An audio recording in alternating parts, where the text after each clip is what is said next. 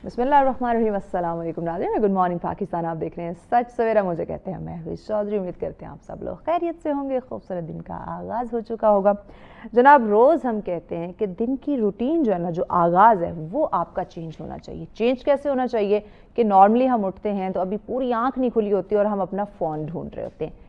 इस रूटीन को आपने चेंज करना है। अब बदलना क्या है कि आपने सुबह उठते जैसे ही आपकी आंख खुलती है, आपने सबसे पहले अल्लाह का शुक्र अदा करना है कि एक नई सुबह उसने हमें देखना नसीब की है। उठें, वज़ू करें, नमाज़ पढ़ें, तलात कुरान पाक से दिन का आगाज़ करें, फैमिली को थोड़ा सा वक्त दें, फिर आप रिज़्क़ हलाल की तलाश में घर से रवाना हो। तो देखिएगा आपके टाइम में बरकत होगी, आप मेंटली फ़िज़िकली आप सुकून महसूस करेंगे, आपको इत्मीनान होगा और आपके रिज़्क़ में भी इंशाअल्लाह बरकत होगी। तो इस रूटीन को हमें चेंज करना होगा, तभी हमारी ज़िंदगी जो है वो बदल सकती है। हम अपनी ज़िंदगी में बदलाव लाना चाहते हैं, हम ख़ुद को कामयाब देखना चाहते हैं, अपने आप को स्ट्रेस फ्री देखना चाहते हैं, तो वो तभी मुमकिन होगा जब हमारे दिन की रूटीन बदलेगी। रूटीन बदलेगी तो डेफिनेटली ज़िंदगी बदलेगी। तो अपनी रूटीन चेंज करें और ज़िंदगी वैसी खूबसूरत है, इसकी खूबसूरतियों को आप लोग इंजॉय कर सकते हैं।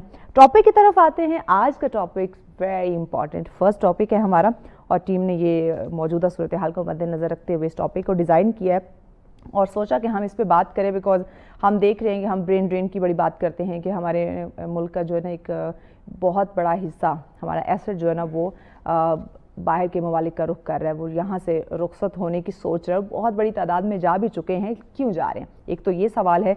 दूसरा सवाल जो सबसे ज़्यादा इंपॉर्टेंट है, जिस पे हम बात करने लगे हैं कि जब उन्हें किसी कंट्री का वीज़ा हासिल करना है, चाहे वो विज़िट की बात करें, चाहे वो बिज़नेस की बात करें या स्टडी वीज़ा की हम बात करें, उन्हें किन मसाइल का सामना है।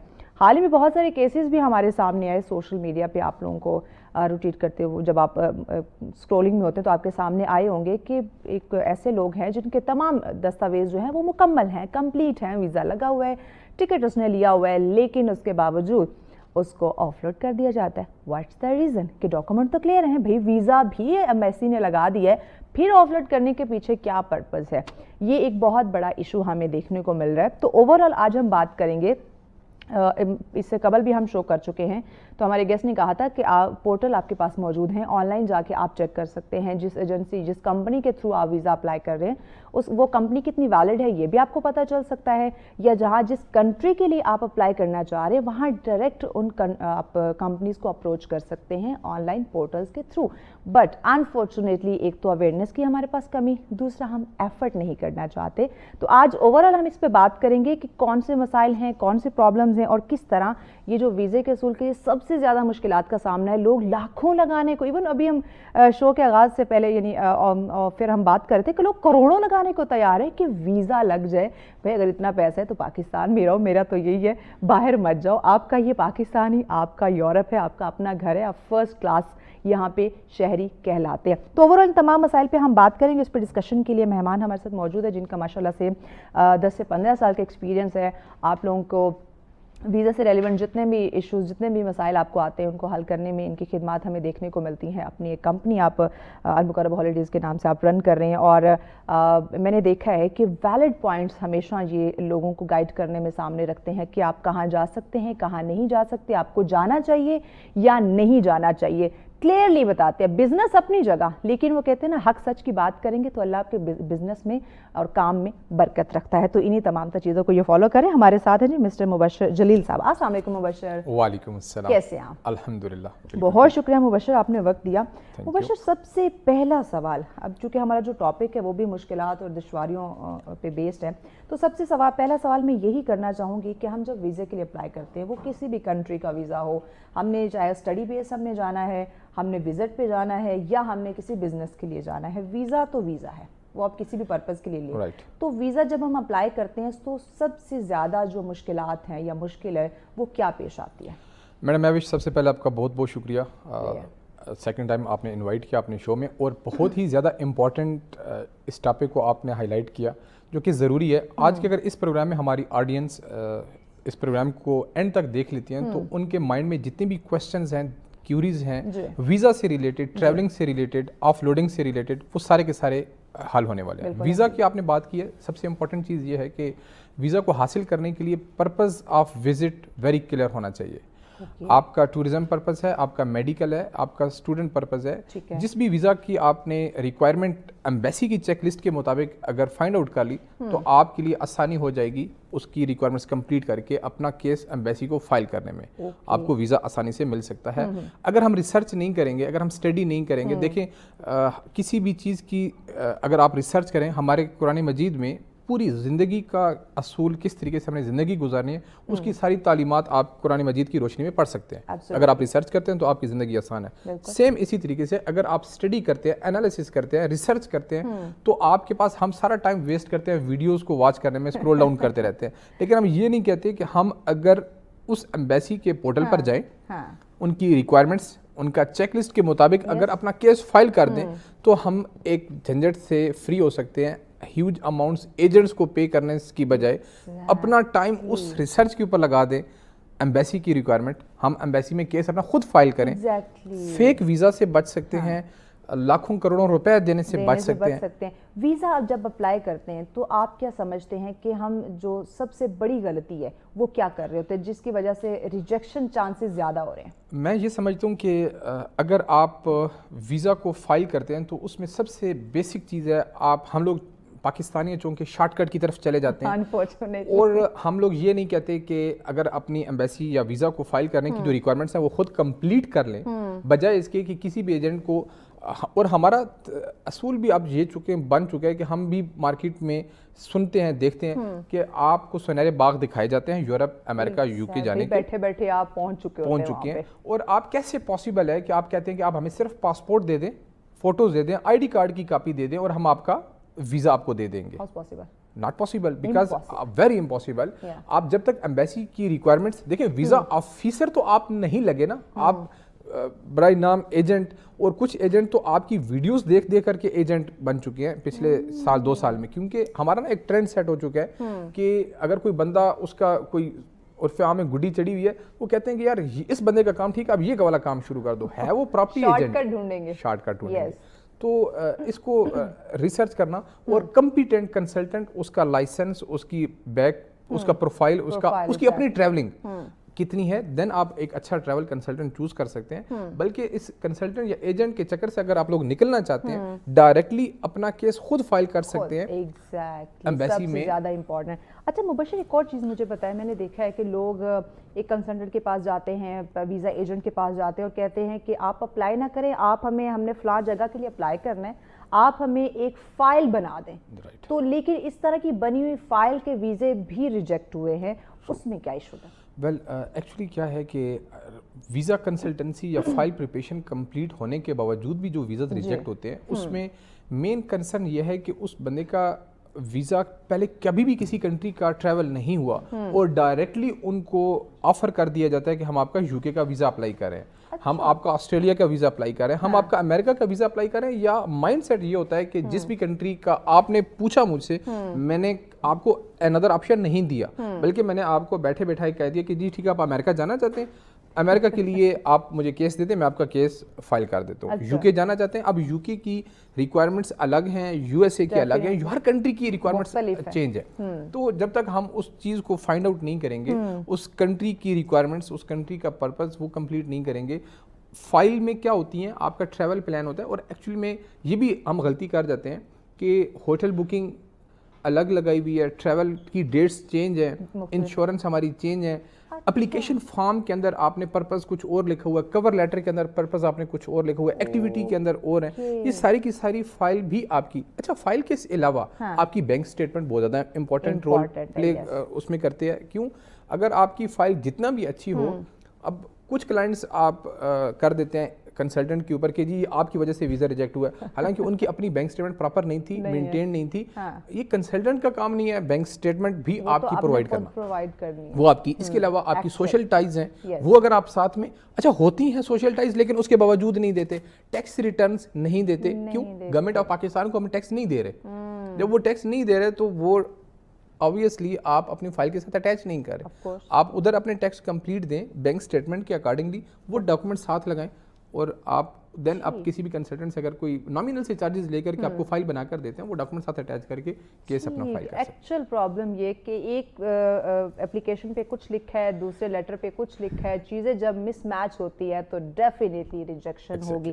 ویری امپورٹنٹ پوائنٹ جو ابھی میں آپ سے جاننا چاہ رہی ہوں, تمام دستاویز ہمارے اوکے ہیں, ویزا ہمارا جو ہے وہ پاسپورٹ پہ اسٹیمپ لگ چکی ہے, ٹکٹ ہم نے خرید لیا ہے, ایئرپورٹ پہنچ چکے ہیں, ساری لائنوں میں جو ہماری ریکوائرمنٹس ہیں ہم نے ساری وہ پوری کر دی ہے. جب ہم نے ایک وہ کہتے ہیں بارڈر لائن ہے, ہم نے اس کو کراس کرنا ہے جہاز میں انٹر ہونے کے لیے, چیکنگ یہاں پہ ہو رہی ہے, وہاں سے امیگریشن والا کر دیتا ہے آپ کو آف لوڈ. یہ اس وقت ایک بڑا میجر ایشو بنا ہوا ہے. ہمارے سوشل میڈیا انفلوئنسر ہیں, ان کے ساتھ بھی یہ ہیپننگ ہوئی, اور بہت سارے لوگوں کے ساتھ ہوتا ہے بٹ ہر کوئی ہائی لائٹ نہیں کر رہا ہوتا. اب چونکہ وہ انفلوئنسر تھا, اس نے ہائی لائٹ کیا, چیزیں سامنے آئی. اس سے قبل بھی بہت سارے ایسی ہیپننگز ہو چکی ہیں. تو اس پہ بات کرنا بڑا ضروری ہے کہ تمام دستاویز, پہلے تو ہم بات کریں کہ دستاویز مکمل نہیں ہوتے, ویزا ریجیکٹ ہو جاتا ہے. اب آپ کا ویزا لگا ہوا ہے, آپ کے تمام ڈاکومنٹس کمپلیٹ ہیں, اس کے باوجود آپ کو آف لوڈ کر دیا گیا ہے. یہاں پہ اب کہاں پہ مسئلہ آ رہا ہے, کیوں یہ ایشو زیادہ ہو رہے ہیں, یہ بتائیے. دیکھیں, اس میں آپ کا جو مین ڈپارٹمنٹ ہے وہ ہے FIA کا, فیڈرل انویسٹیگیشن ایجنسی. اس کا کام یہ ہے کہ جو بھی پیسنجر, جو بھی ٹریولر پاکستان سے ٹریول کر رہا ہے, اس کی ڈاکومنٹیشن کو دیکھنا بھی ضروری ہے کہ وہ اس بندے نے خود کیس فائل کیا یا ایمبیسی کے تھرو, کسی کنسلٹنٹ کے تھرو کروایا. سم ٹائم ایسا ہوتا ہے کہ فیک ویزاز پرووائڈ کر دیے جاتے ہیں تھرو ایجنٹس.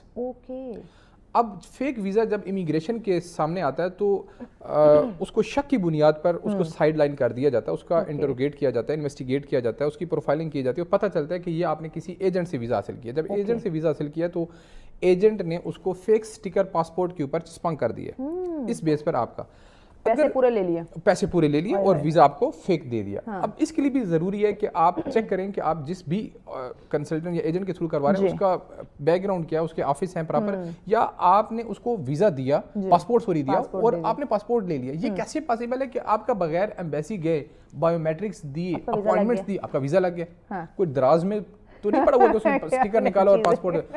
اچھا, سیکنڈ چیز کہ اب اگر ویزا بھی جینوئن ہے, جیسے ہمارے ایک دوست فہد ہیں, ان کا انفارچونیٹ عمرے پر جا رہے تھے, ان کو آف لوڈ کیا گیا.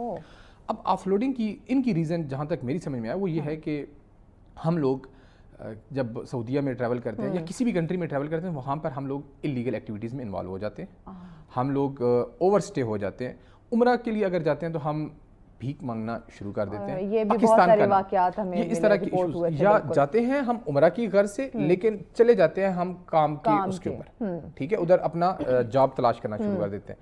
اب اس بندے کے ساتھ کیا ہوا کہ یہ ایک جینوئن ٹریولر تھا, ان کا سٹی بھی تھا جو کہ ہائی رسک اس میں آتے ہیں ڈسٹرکٹ میں, تو ان کو یہ فیل ہوا کہ یار یہ بندہ کہیں, اچھا عمرے کے لیے آپ جا رہے ہیں, آپ شلوار قمیض جا رہے ہیں, یار آپ احرام تو پہن کر جائیں اگر آپ عمرے کی نیت ہے. اب ان کو کیسے یہ لگے گا کہ یار یہ بندہ عمرے کے لیے جا رہا ہے, آپ اپنا پورا گیٹ اپ تو اس طریقے سے ڈالیں, اپنے ٹریولر والا تو بنائیں.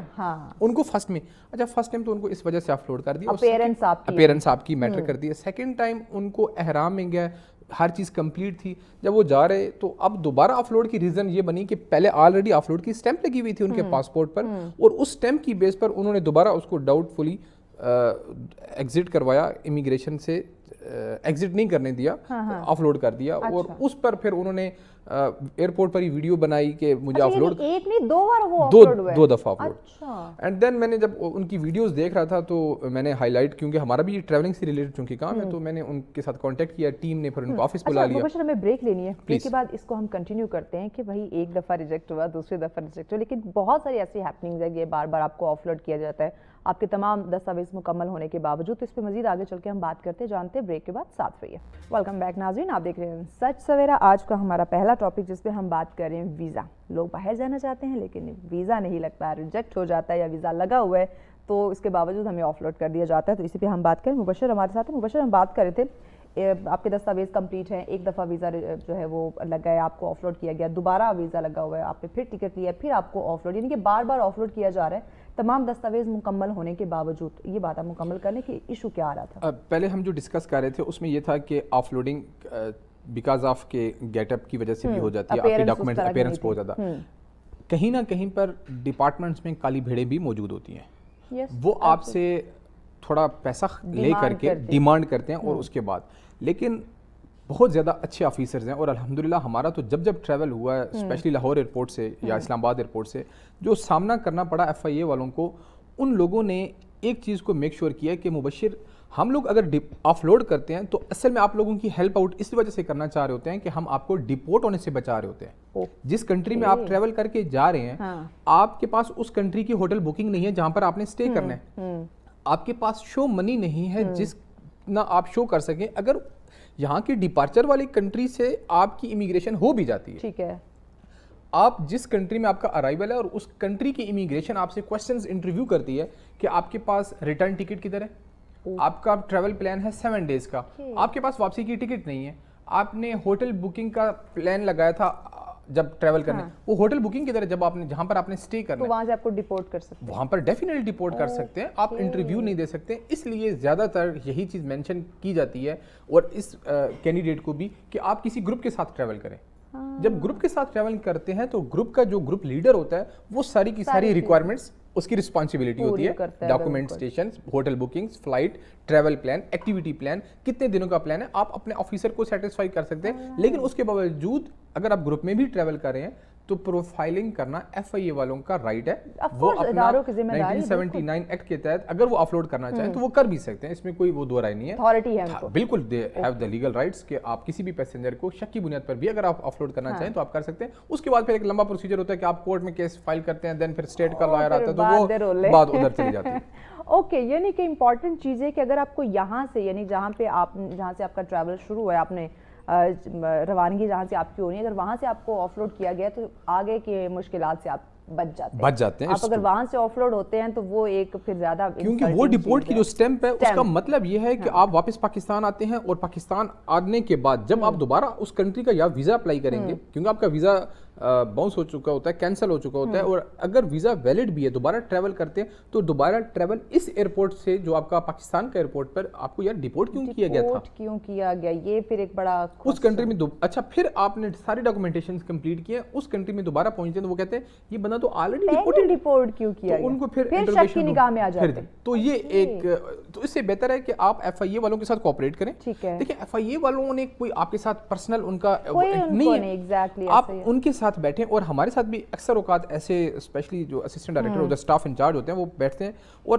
ہماری رپیوٹ, ہماری ڈاکومنٹیشن کو جب وہ دیکھتے ہیں اور ہم پراپر اپنی ڈاکومنٹیشن کمپنی کی پروفائلنگ ان کو ہینڈ اوور کرتے ہیں, گارنٹیز دیتے ہیں کہ جتنے لوگ لے کر جا رہے ہیں ان لوگوں کو واپس بھی لے کر کے. مبشر, بڑا ایک ناظرین کے لیے ایک یہ ابھی چونکہ ڈپورٹ والے یہ جو معاملات ہیں اس پہ آپ نے کہا گروپ کے ساتھ ٹریول کرے تو زیادہ اچھا ہوتا ہے, ناظرین کی طرف سے ایک سوال کرنا چاہوں گی کہ آپ کیا سمجھتے ہیں کہ زیادہ, کیونکہ لوگ باہر جانا چاہتے ہیں, خواہش مند ہیں, کچھ گھومنے کے چکروں میں, کچھ وہاں پہ کام کے لیے, کچھ اسٹڈی کے حوالے سے جانا چاہتے ہیں, آپ کیا سجیسٹ کرتے ہیں کہ ہمیں انڈیویژول ٹریول ہمارے لیے ایزی ہے یا گروپ کے ساتھ ٹریول کیا جائے تو زیادہ چانس ہوتا ہے کہ آپ سیف سیکیور رہتے ہیں؟ کچھ لوگ سولو ٹریولر ہوتے ہیں اور وہ پسند کرتے ہیں کہ وہ اپنے انڈیویجول ٹریولنگ کریں, اسپیشلی کچھ فیملیز ہوتی ہیں وہ پسند کرتے ہیں کہ ہم لوگ گروپ کی بجائے, گروپ میں کسی حد تک ریسٹرکشنز ہوتی ہیں لیکن اس میں بھی آپ کو پورا پلان پہلے بتا دیا جاتا ہے کہ آپ کے اگر فار ایگزامپل 2 or 3 کنٹریز کا پلان ہے تو آپ کے 3-4 days اس کنٹری میں 3-4, اور آپ کو جو پیکیج پرووائڈ کیا جا رہا ہے اس میں یہ سروسز ہیں. اب سٹی ٹور اگر آپ کو گروپ کی طرف سے کروایا جا رہا ہے تو اس میں آپ باؤنڈ ہیں کہ آپ نے سٹی ٹور اس گروپ کے تھرو کرنا ہے, کیونکہ سارے کے سارے, پلس یہ ہے کہ آپ کی گروپ میں کاسٹ کم آتی ہے. اوکے, اب پیسے آپ کے بچ جاتے ہیں, اس میں کوئی شک نہیں ہے کہ دیکھیں جب آپ کا ایک گاڑی آپ کو ریسیو کرنے کے لیے آ رہی ہے سولو ٹریولر کو, اس کو آپ نے $100 پے کیا ہے, اب اسی گاڑی میں اگر 4 یا 5 لوگ جا رہے ہیں تو وہ آپ کی ڈیوائڈ ہو جاتے ہیں. سیم آپ کی جو ہوٹلنگ ہے, اب ہمارے ہوٹلز جتنے بھی 4 star ہوٹلز کی ہماری اکوموڈیشن ہوتی ہے ٹورز پہ, اس میں ہمارے ڈائریکٹ جی ایم جو اس ہوٹل کے ہیں وہ ہمیں P2B کارپوریٹ لیول کے ریٹس دیتے ہیں جس پر ہماری کاسٹ کم آتی ہے. اچھا, میں ناظرین کو بتاتے چلوں کہ جو وہاں کے 4 star ہوٹل ہے نا وہ یہاں کے 5 star سے بھی کہیں بہتر ہے. ٹرو, اور وہ سروسز پرووائڈ کرتے ہیں اپنے, پھر آپ کے وینڈرز آپ کو ریسیو کرنے کے لیے آتے ہیں. اب سولو ٹریولر میں کیا ایشو ہوتا ہے کہ جب آپ ایئرپورٹ پر اس میں گئے, آپ سے انٹرویو پوچھا آپ کو کون ریسیو کرنے کے لیے آیا, تو کوئی بھی ریسیو کرنے کے لیے نہیں آیا ہوتا, جسٹ آپ نے باہر جانا ہوتا ہے, کیب بک کرنا ہوتی ہے.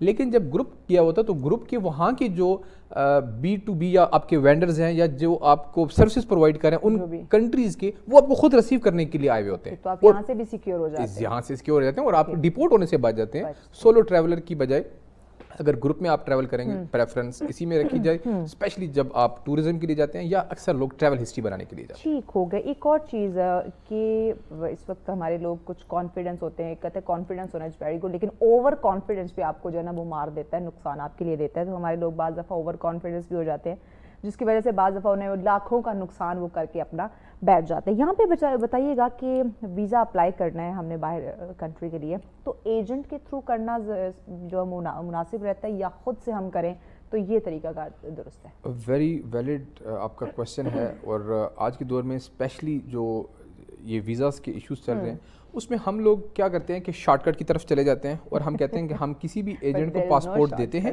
اور پاسپورٹ دینے کے بعد وہ بندہ ہمیں ویزا لگوا کر دے.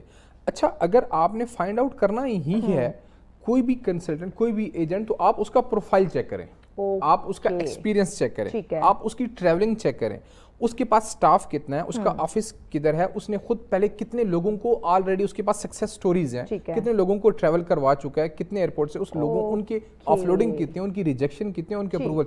سب سے امپورٹنٹ چیز یہ کہ آپ ان کی ڈاکومنٹیشنز پتہ کریں, ڈاکومنٹیشن سے لائسنس بیسڈ ہیں. گورنمنٹ آف پاکستان آپ کو licence D T S licence ہوتا ہے وہ آپ کو پرووائڈ کرتی ہے. اگر آپ ٹکٹنگ کرتے ہیں ایاٹا آپ کو لائسنس ملتا ہے, سرٹیفکیٹ ملتا ہے, اس کے بغیر آپ یہ کمپنی رن نہیں کر سکتے. ٹھیک ہو گیا, آپ سیکیور ہو جاتے ہیں اگر آپ ویلڈ بندے کے پاس جاتے ہیں. پیغام کیا دیں گے ناظرین کو؟ میں آپ کو یہ مینشن کروں گا کہ اگر آپ لوگ جینوئن ٹریولر ہیں, اگر آپ لوگوں کا ایک ڈریم ہے کہ آؤٹ آف کنٹری جانا ہے, آپ اپنا پروفائل, آپ اپنا پاسپورٹ اتنا اسٹرانگ کر لیجئے کہ جب بھی کسی کنٹری کا ویزا اپلائی کرنے کے لیے جائیں تو آپ کا ویزا خدا نہ خواستہ ریفیوز نہ ہو. اس کے لیے آپ کے لیے امپورٹنٹ کیا ہے, بینک اسٹیٹمنٹ, آپ کے جو banking source of income, plus آپ کی ٹریول ہسٹری اور سوشل ٹائی اسٹرانگ کر لیں. شارٹ کٹ کی طرف نہ جائیں, ٹائم لگا لیں کیونکہ 30-35 سال آپ ویسے ہی ویسٹ کر چکے ہیں. کوشش کریں کہ اب اگر آپ نے ڈو اینڈ ڈائی والا سسٹم کرنا ہی ہے تو تھوڑا سا پیسہ اپنے اوپر انویسٹ کریں, ٹریول کریں, اینڈ اس کے بعد اپنے بڑے کنٹری کا سو مچ مبشر. بہت زبردست بات لاسٹ میں کی کہ 30-35 سال تو آلریڈی ہم ویسٹ کر چکے ہیں, 6 مہینے سال تھوڑے اور لگا لیں, لیکن ویلڈ چیزوں کی طرف جائیں. اپنے پاسپورٹ جس کو ہم کہتے ہیں نا کہ گرین پاسپورٹ کی کوئی ویلیو نہیں ہے, اس کی ویلیو ہم نے خود بنانی ہوتی ہے. بیٹھے بٹھائے کسی بھی چیز کی ویلیو, آپ بھی گھر بیٹھ جائیں گے کام نہیں کریں گے تو آپ کی بھی ویلیو نہیں رہے گی. آپ کام کرتے رہیں گے, حرکت کرتے رہیں گے, برکت ہوگی تو آپ کی بھی ویلیو ضرور ہوگی. بریک کی جانب بڑھیں, بریک کے بعد اگلا ٹاپک بہت اہم ہے, بڑا انٹرسٹنگ ہے, ساتھ رہے گا, ان ڈیٹیل ڈسکس کرتے ہیں بریک کے بعد. ویلکم بیک ناظرین, آپ دیکھ رہے ہیں سچ سویرا. آج کا ہمارا جو اگلا ٹاپک جس پہ ہم بات کرنے جا رہے ہیں کراٹے. دیکھیے, ہم سیلف ڈیفینس کی بات کرتے ہیں, اس کو آپ کھیل میں بھی لے سکتے ہیں, اس کو آپ اپنے تحفظ کے لیے بھی آپ اس کو سیکھ سکتے ہیں. لیکن ابھی جو ہم اس پہ بات کرنے لگے ہیں, ہمارے ساتھ ایسی چھوٹے چھوٹے بچے ہیں, چیمپئن ہیں, اور مجھے بڑا اچھا لگتا ہے جب بچے کراٹے نہ صرف اس کو کھیل کے طور پہ لے رہے ہوتے ہیں بلکہ اپنے ڈیفینس, اپنے آپ کو محفوظ, اپنے آپ کو تحفظ فراہم کرنے کے لیے بھی پیرنٹس اس طرف ان کو لے کر آتے ہیں. تو اسی پہ آج ہم بات کریں گے. سب سے پہلے تو ان کا تعارف کراتے ہیں, پھر ہم ان سے پوچھتے ہیں کہ اور بھی بہت ساری گیم ہیں, اور بھی بہت ساری چیزیں ہیں جس میں آپ انٹرسٹ لے سکتے ہیں. جیسے آج کل زیادہ تر بچے ہمیں جو ہے نا وہ ویڈیو گیم گھر میں بیٹھے ہوئے کھیلتے ہوئے دکھائی دے رہے ہوتے ہیں. تو آپ گھر میں بیٹھ کے کھیل سکتے تھے, کیا ضرورت ہے آپ کو جو ہے نا فزیکلی کسی کھیل میں اپنے آپ کو ایفرٹ کرتے ہیں, فزیکلی آپ اپنے آپ کو تھوڑا سا تھکا رہے ہوتے, تو کیا ضرورت ہے؟ تو یہ آج ہم ان سے ضرور جانیں گے.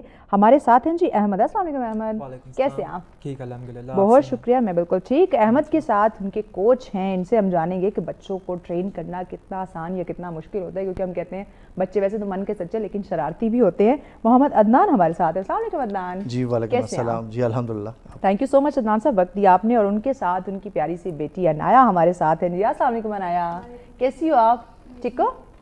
عدنان صاحب آپ ہی سے میں شروع کرتی ہوں. کراٹے یہ کھیل بھی ہے اور یہ ایک بہت بڑا کھیل ہے, اس کو ہم کہہ سکتے ہیں, اور یہ آسان بھی ہے لیکن مشکل بھی ہے. آپ کو درد ہو سکتا ہے کہیں چوٹ آپ کو لگ جائے کھیل میں. تو سب سے پہلے مجھے یہ بتائیں, دونوں بچوں کو آپ نے جب ٹرین کیا, کوچنگ آپ نے کی, کہتے ہیں بچے شرارتی ہوتے ہیں بہت زیادہ, اور بعض دفعہ آپ ان پہ سختی بھی نہیں کر سکتے, اور یہ ایسا کھیل ہے کہ آپ کو سختی کرنی بھی پڑتی ہے, سکھانا ہے. آپ اس کے بہت سارے مووز ہوتے ہیں جو آپ نے بتانے ہوتے ہیں, اینگلز آپ نے سمجھانے ہوتے ہیں, کیونکہ تھوڑی ذرا سی بھی غلطی آپ نے کی تو آپ کو میجر انجری جو ہے وہ ہو سکتی ہے.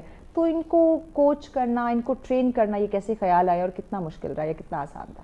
دیکھیے, اس میں نو ڈاؤٹ کہ کوچنگ ایک مشکل ایک کام ہوتا ہے, کیونکہ اسپیشلی جب آپ چھوٹے بچوں کو ٹرین کر رہے ہوتے ہیں. یہ تو پھر تھوڑی سی ایج بڑی ہے ان کی, لیکن میرے پاس بہت زیادہ بچے ہماری اکیڈمی میں آتے ہیں جو کہ 5 ایئرز اینڈ ابو ہیں, 5, 6, 7 ایئرس تک. ان بچوں کو ظاہری بات ہے بچے شرارتی بہت زیادہ ہوتے ہیں. پھر karate basically is a discipline art.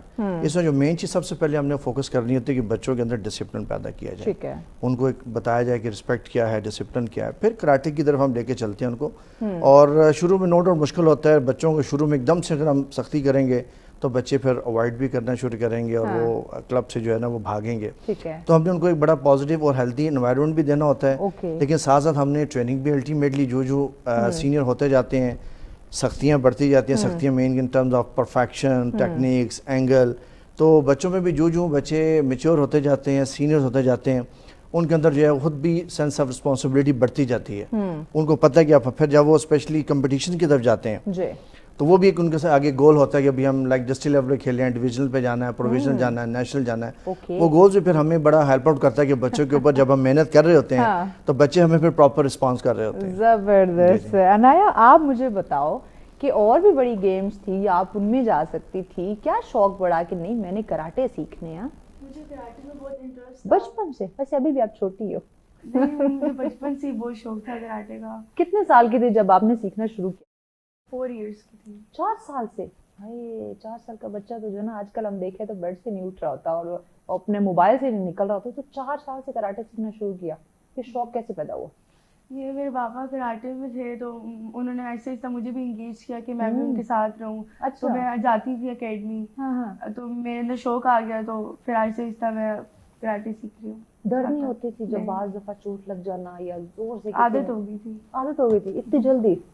Okay. Ahmad, आप मुझे बताओ कैसे आना हुआ इस खेल के अंदर? असल में मुझे एसएसजी कमांडो पाक आर्मी में टफ ट्रेनिंग का काफ़ी शौक था, इसलिए मैं रुझान गया कराटे की तरफ ताकि मैं कराटे में जाऊँ, वहाँ जाके टफ ट्रेनिंग करूँ. और किससे इंस्पायर हुए? एसएसजी कमांडो से, उनकी टफ ट्रेनिंग से. उनको देखते थे उनकी ट्रेनिंग?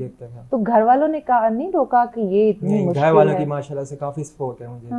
जी. तो कितने साल के थे, कितना अरसा हो गया कराटे? अभी 3 साल हुए. 3 साल हुए. जी. सबसे पहला जो कंपटीशन था वो कहाँ और किन के साथ था? पहला मेरा कंपटीशन था 14 अगस्त पे, आई थिंक 2 साल पहले. उसमें मैंने माशाल्लाह से गोल्ड मेडल. माशाल्लाह. ओके. तो वो जो आपका वो फर्स्ट मुकाबला था आपका? फर्स्ट आपने वो खेला तो उसमें क्या नर्वस थे, एक्साइटेड थे कि ये कंपटीशन कैसे होगा? इसमें जाहिर है जो सामने आपके है अपोजिट है वो भी तो मुकम्मल तैयारी के साथ आया था.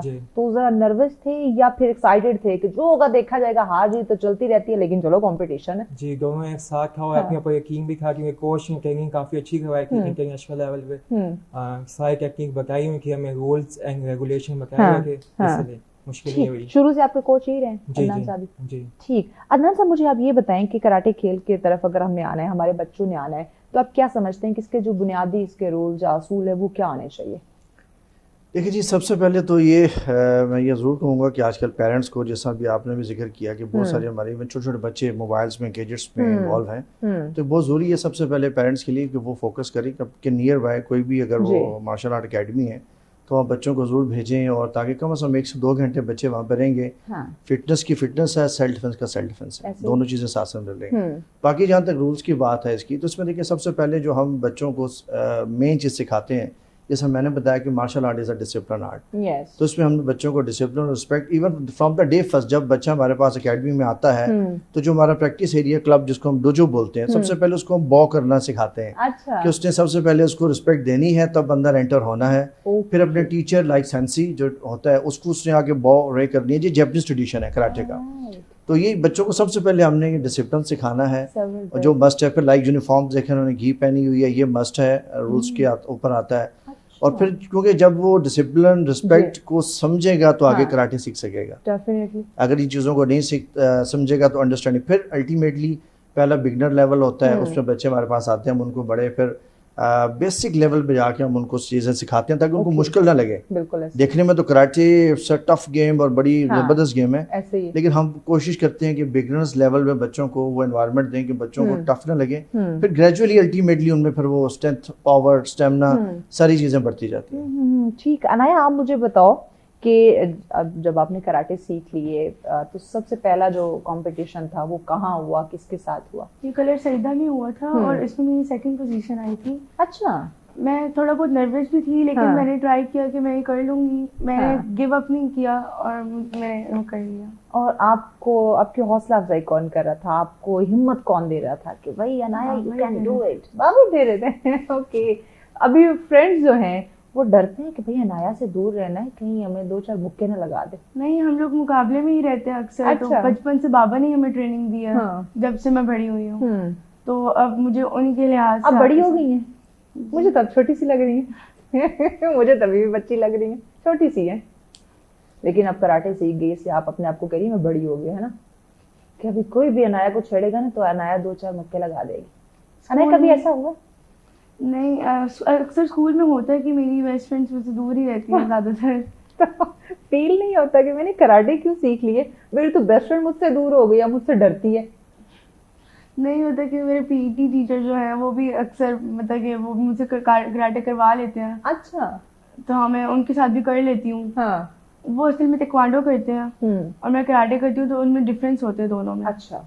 اور جب میں اپنی دوستوں کے ساتھ ہوتی ہوں تو مجھے اکثر یہ ہوتا ہے کہ انہیں لگ نہ جائے کیونکہ میں تھوڑی ان سے بڑی بھی ہوں ایج میں. اچھا اچھا اچھا. اور آپ نے تو سیکھا ہوا بھی ہے تو ان کو کہیں چوٹ نہ لگ جائے. ٹھیک ہو گیا. احمد آپ مجھے بتاؤ, آپ کے دوست بھی کہیں آپ سے دور تو نہیں رہتے کہ احمد سے دور رہو کہ 2-4 پڑھ نہ جائیں؟ ایسی کوئی بات نہیں. ہاں, سیکھتے ہیں آپ سے, انسپائر ہوتے ہیں کہ ہمیں بھی آپ کی طرح کراٹے سیکھنے ہیں. جی انسپائر ہوتے ہیں. گھر والے کیا کہتے ہیں کہ اسی کو لے کے آگے, اس کھیل کو لے کے آگے جو ہے نا وہ پروفیشنلی چلنا یا بس شوق تک ٹھیک ہے؟ گھر والوں نے پورا سپورٹ کیا. وہ کہتے ہیں کھیل بھی لے کے چلو اور اپنی پڑھائی بھی ساتھ لے کے چلو. زبردست. پڑھائی تو بہت زیادہ ناظرین ضروری ہے, کیونکہ آپ صرف کھیل کو وقت دیں گے, آپ پڑھیں گے نہیں, تو انٹرنیشنل جب آپ نے جانا ہے تو ڈیفینیٹلی آپ کو پھر وہاں لوگوں کے ساتھ آپ کو کمپیٹ کرنا ہے, آپ کو بات کرنا ہے, تو اس میں آپ کی یہ ایجوکیشن آپ کی ہیلپ کر سکتی ہے. عدنان صاحب مجھے بتائیے گا کہ سیلف ڈیفینس, اب کراٹے جو ہے وہ سیلف ڈیفینس, اپنے آپ کو تحفظ فراہم کرنا ہے. اب جو ہمارے خاص کر ورکنگ لیڈیز ہیں یا ہم آج کل تو ہم کہتے ہیں کہ مردوں کو بھی ضرورت ہے سیلف ڈیفینس کی, خواتین کو نہیں, تو اس میں یہ کتنی مددگار ثابت ہوتی ہے؟ دیکھیے بیسیکلی کراٹے جو گیم ہے مطلب ایز اے سیلف ڈیفینس ہی ہے, اور لیکن اس میں اگر ہم اوور آل اگر براڈ ٹرم میں دیکھیں تو سیلف ڈیفینس میں تو جتنی بھی اور گیمز آ جاتی ہیں اور بھی سب لائک کراٹے کے علاوہ تائیکوانڈو ہے, کنگ فو ہے اور گیمز ہیں. کراٹے بھی اٹ ایک سیلف ڈیفینس آرٹ ہے, اور لیکن اس میں پھر آگے ہم اس کو 2 کیٹیگرائز کر دیتے ہیں. ایک کراٹے آج کل ہمارا جو کہ mostly WKF world karate federation تک چل رہا ہے وہ اسپورٹس کراٹے. اس میں ہم بچوں کو سکھاتے ہیں, مطلب ایز اے اسپورٹس سکھاتے ہیں تاکہ بچوں کو انجری نہ ہو. جس طرح چھوٹے چھوٹے بچے آتے ہیں ان کو بڑا پراپر فل اکوپمنٹس کے ساتھ اور وہ ٹریننگ اور وہ فائٹ کرواتے ہیں تاکہ بچے جب کمپٹیشن میں جائیں, جیسا ادر گیمس میں جاتے ہیں لائک بیڈمنٹن اور اسکواش, اور تو انجری نہ ہو, پیرنٹس بھی ورڈ نہ ہو. چھوٹے چھوٹے بچے اب جائیں گے, اگر وہ انجری کے ساتھ آئیں گے تو مشکل ہوتا ہے پیرنٹس کے لیے کنٹینیو کروانا. اور اسپیشلی فیمیل کے لیے it's also very much important, کیونکہ میں ڈفرینٹ یونیورسٹیز میں اسکولس میں فیمیل سیلف ڈیفینس کے اوپر سیمینارز کنڈکٹ کر چکا ہوں, اور کارپوریٹ سیکٹرز میں بھی میں جاتا ہوں اور سیمینارز کرواتا ہوں. اسپیشلی فیمیلس کو ہم یہ بھی سکھاتے ہیں کہ وہ اپنی like daily objects like wallet, mobile یا آپ کے ہاتھ میں پین ہے, اس کو آپ as a self defence tool کیسے یوز کر سکتے ہیں. ٹھیک ہے نا, لائک آپ کے آفیسز میں ہراسمنٹ کے ایشوز ہیں, یہ ساری چیزیں. تو یہ کراٹے یا اوور آل مارشل آرٹ کی بات کریں گے تو یہ جیسا میں نے پہلے ہی بتایا کہ سیلف ڈیفینس ہے, لیکن ساتھ ساتھ آپ کو فزیکل اینڈ مینٹل آپ کی فٹنس بھی ہو رہی ہے ساتھ ساتھ اس میں. اوور آل اگر ہم بات کریں تو اس میں کتنی ٹائپس ہے, یعنی ہم کہتے ہیں نا کہ یہ ٹیکنیکس اس میں ڈفرینٹ ہوتی ہیں, لیکن میجر اس کی کتنی ٹیکنیکس ہیں جو آپ کو ڈیورنگ اپنے آپ کو یعنی کہ اپنا ڈیفینس کرنا ہے تو آپ کو کام آتی ہے, یا آپ نے کسی کمپٹیشن میں جانا تو آپ کو کام آتی ہے؟ دیکھیے اس میں اگر آپ بات کریں گے نا کہ ٹائپس کی یا ٹیکنیکس تو بے شمار ہے. ٹھیک ہے, اس کے اوپر میں بلکہ اپنا ہمارا یوٹیوب چینل ہے, میں سیلف ڈیفینس کے اوپر مووز اور ڈفرینٹ بڑے سمپل وے میں, ایک تو ہوتا ہے پراپر سلیبس جس میں یہ بچے کر رہے ہیں. اب یہ وائٹ سے بلیک بیلٹ تک جانے میں کافی سلیبس ہے اور 5 to 6 ایئر منیمم ریکوائرڈ ہوتے ہیں بلیک بیلٹ تک پہنچنے کے لیے. لیکن بعض دفعہ بڑا short term self defence courses بھی کرواتے ہیں, اس میں بڑی سمپل وے میں وہ ٹیکنیکس بتاتے ہیں کہ آپ اپنے سروائیول کے لیے کیسے اپنا ڈیفینس کر سکتے ہیں اور وہاں سے کیسے اسکیپ ہو سکتے ہیں. تو اس میں بیسک ساری بات ہم ان کو اپنا لائک آپ کا پنچ ہے, ایلبو ہے, ہیڈ ہے, نی ہے, آپ ان چیزوں کو کیسے یوز کر سکتے ہیں, اور وہ ویک پوائنٹس کے اوپر جن کو ہم کہتے ہیں لائک پریشر پوائنٹس. تو وہ ایون کہ فیمیل بھی اگر وہ اس کو سمجھو کہ پریشر پوائنٹ کے اوپر میں نے اٹیک کرنا ہے تو ایک ایون اچھے خاصے میل کو بھی وہ 1-2 شاٹ لگا کے اس کو لٹا سکتی ہے. सिर्फ ये कि आपको टेक्निक पता हो और आपको पॉइंट का पता हो कि आपने कहाँ पे हिट करना है। फिर वही जिसे मैंने बताया, लाइक हम ये भी बताते हैं कि आप अपने डेली ऑब्जेक्ट्स और आपके चार चीज़ें पास जो चीज़ें मौजूद हैं। अब बात समटाइम क्या होता है कि आप अगर फीमेल बेसिकली चूँकि कुदरत ने उसको सिंफ नाजुक बनाया है तो वो समटाइम जब अगर सदर की बात है किसी ऐसी जगह में सहम गई और वो हो सकता है उसके हाथ पांच वगैरह में वो पावर ना हो और मेल को ठंडे पड़ जाते हैं खौफ की वजह से। एक तो हमने खौफ से निकलना भी हम सिखाते हैं कि खौफ को हावी ना होने दें, खौफ के ऊपर कैसे हावी होना है, ये ट्रेनिंग को कंट्रोल, ठीक है, नर्व्स कैसे स्ट्रॉन्ग करनी है। फिर आप अपने आप को जो आपके नियर बाय चीज़ें अवेलेबल हैं उसको आप कैसे यूज़ कर सकते हैं, ये अल्टीमेटली ट्रेनिंग कैसे चीज़ें आती हैं। तो खवातीन इतने बड़े बड़े नाखून जो रखे हुए होते हैं, बस नाखून है, फिर उसको भी आप यूज करते हैं। नाखून के साथ साथ आपके दांत है कि आप बाइटिंग कैसे कर सकते हैं, ठीक है, वो भी ये चीज़ें आप बाइट करें। मतलब ये चीज़ें तब भी होगी जब आप ट्रेनिंग में होंगे, अवेयरनेस होगी, पता होगा और आपको पता होगा कि मैंने, तब आप अपने नर्व्स को भी कंट्रोल कर सकेंगे और सिचुएशन को हैंडल भी कर सकेंगे। अल्लाह पाक ने आपको हाथ मुक्के दिए हुए हैं, आपको टांगे दी हुई हैं, जी एग्जैक्टली आप यूज कर सकते हैं। लेकिन बात ये कि आपने जरा वो चंद सेकंड की बात होती है, आपने वो डरना नहीं, एग्जैक्टली घबरा गए। सबसे पहले आपने घबराना नहीं है। सबसे पहली बात ये, आपने कहा वाइट से ब्लैक बेल्ट तक आपने बात की, इसकी कितने टाइप्स हैं? देखिए, जिसमें अगर हम लेवल्स की बात करें ना, ग्रेडिंग्स की, तो वाइट बेल्ट से लेके ब्लैक बेल्ट तक इसमें देखिए सबसे पहले जब वाइट से आता है वो लड़का, हमारे पास बच्चा जो भी है, ये बच्चे वो जस्ट बिगनर है, यानी कि जस्ट एक वाइट पेपर कि वो बिल्कुल प्योरिटी की तरह हमारे पास आता है। फिर हमने उसको अपने हिसाब से ढालना है, चाहे वो किसी भी स्टाइल में आता है। फिर येलो बेल्ट आती है, मतलब समझने की वाइट के बाद येलो, फर्स्ट के बाद समझने की फर्स्ट रेज ऑफ नॉलेज, यानी कि उसके ऊपर हम थोड़ा सा और नॉलेज की तरफ आस्ते से आना शुरू होता है। फिर ऑरेंज बेल्ट की तरफ आता है, उसमें थोड़ा सा मज़ीद चीज़ों को समझ रहा होता है, अंडरस्टैंडिंग की तरफ जाता है। फिर उसको ग्रीन बेल्ट मिलती है। ग्रीन बेल्ट का मतलब होता है कि थोड़ा सा मज़ीद वो एडवांस हो जाता है, थोड़ा सा अंडरस्टैंडिंग, कॉन्फिडेंस लेवल बढ़ना शुरू हो जाता है। फिर उसको ब्लू बेल्ट मिलती है।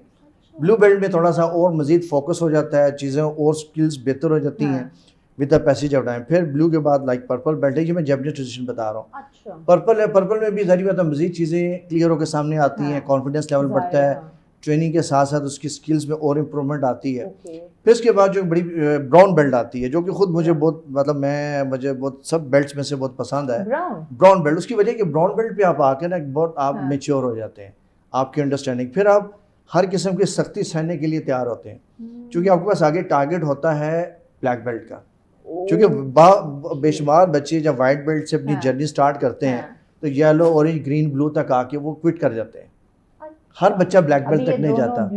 जी हाँ, ये basically is a brown belt. तो ये ब्लू उन्होंने पहन की, जो अक्सर हमारे जो कलर्स होते हैं ब्लू और रेड, जब आप फाइट में जाते हैं ना या इवन काता के लिए, तो 2 कलर्स होते हैं वहाँ पे, corners, right corners and blue corner. Basically Anaya is a blue belt और Ahmad is a brown belt, और brown belt senior brown belt यानी कि फर्स्ट क्यू। ब्राउन बेल्ट की भी 3 स्टेजेस होती हैं, जैसे मैंने बताया पर्पल के बाद brown belt, third Q, second Q, first Q. तो Ahmad is on first Q. और वो जो फिर ब्राउन बेल्ट में आते हैं, फिर ट्रेनिंग करवाने का जो मुझे भी हमें मज़ा आता है ब्राउन बेल्ट पे, क्योंकि ब्लैक बेल्ट हमने उसको तैयार करवानी होती है ब्लैक बेल्ट के लिए। तो वो ऐसी बेल्ट है जिसमें आपकी फिर ब्लैक बेल्ट आप लेते हैं। और मोस्टली लोग समझते हैं ब्लैक बेल्ट ली और फिनिश खत्म। ब्लैक बेल्ट जो ली जाती है वो फर्स्ट डैन होती है, जो फर्स्ट ब्लैक बेल्ट दी जाती है। उसके बाद आगे 10 डान तक ये सफ़र चलता रहता है। और लाइक अगर आपने सेकंड डान लेनी है तो you have to wait for 2 years, और थर्ड डान के लिए you have to wait for next more 3 years। इसी तरह 4 डान पे जाना है तो 4 years, 5th डान पे जाना है, मैं ब्लैक बेल्ट 5th डान, तो आपको अब लाइक अब 6th डान पे आना तो I have to wait for next 6 years। तो ये 10 डान तक जाती है। 10 डान लाइक 9-10 डान पे जाके फिर आप ग्रैंड मास्टर का टाइटल आप लेते हैं। फिर आप अक्सर आपने सुना होगा रेड बेल्ट, तो ये वो फिर जब आप ग्रैंड मास्टर बनते हैं फिर आप वो ब्लैक बेल्ट 9 या 10 डान पे जाके फिर आप रेड बेल्ट पहन सकते हैं अपने आप, वो जो ग्रैंड मास्टर बेल्ट होती है। यानी कि इतने ज़्यादा इसके स्टेप या लेवल हैं। ओवरऑल आप देखें तो 55 years की ये तकरीबन जर्नी बनती है वाइट से लेके ब्लैक बेल्ट तक, 10 डान तक। यानी अगर हम इसमें हमने आना है तो हमें फिर प्रोफेशनली फुल टाइम इसको लेके चलना, और इसलिए हम कहते हैं आइडियल एज 5 years है, आइडियल एज, ताकि जब 5 years से बच्चा स्टार्ट करता है तो वो फिर आगे अपने एंड लेवल तक जो है ना वो फिर एक ग्रैंड मास्टर लेवल तक इजीली आगे जा सकता है। ज़्यादा आप लोग क्या प्रेफर, आपने 5 years की बात की, लेकिन ओवरऑल आप क्या रिकमेंड करते हैं कि अगर बच्चों ने कराटे की तरफ आना है तो किस एज, अगर ख़वातीन की, लड़कियों की, बच्चियों की बात करें या बच्चों की बात करें, तो उनको ट्रेनिंग के लिए स्कूल भेजना, कराटे स्कूल भेजना शुरू कर देना चाहिए? देखिए जब बच्चा जैसे स्कूल को इंगेज में आ जाता है नॉर्मली हमारे यहाँ आपको पता है आजकल 4 years से ऑनवर्ड बच्चों को हम दे देते हैं। जब बच्चा स्कूल गोइंग होना तो फिर ज़ाहिर बात है वो चीज़ों को डिसिप्लिन को समझना शुरू कर देता है। तो हमारे पास बहुत सारे पेरेंट्स भी आते हैं, वो छोटे बच्चों को भी इंसिस्ट करते हैं कि जी आप ले लें, तो बच्चा बेसिकली फिर वो डिसिप्लिन फॉलो नहीं कर पाता। तो एटलीस्ट जब स्कूल गोइंग हो जाए लाइक 4 to 5 years की जो आइडियल एज है वो एज है जिसमें आप बच्चे को आप भेजें। उसमें बच्चा बिल्कुल आपको पता है एक फ्रेश माइंड के साथ आता है, बिल्कुल छोटा, उसको फिर आप जो ट्रेनिंग सिखाते हैं फिर वो पॉजिटिव माइंड के साथ आती है। उस पर karate is not just about kick punch fight, ये प्रॉपर एक कैरेक्टर बिल्डिंग है इसके अंदर। इसके बच्चों को हम साथ साथ बताते हैं, डायरेक्शन देते हैं, कैरेक्टर बिल्डिंग है। वो ना सिर्फ अपना बल्कि दूसरों को भी रिस्पेक्ट देना सीखता है।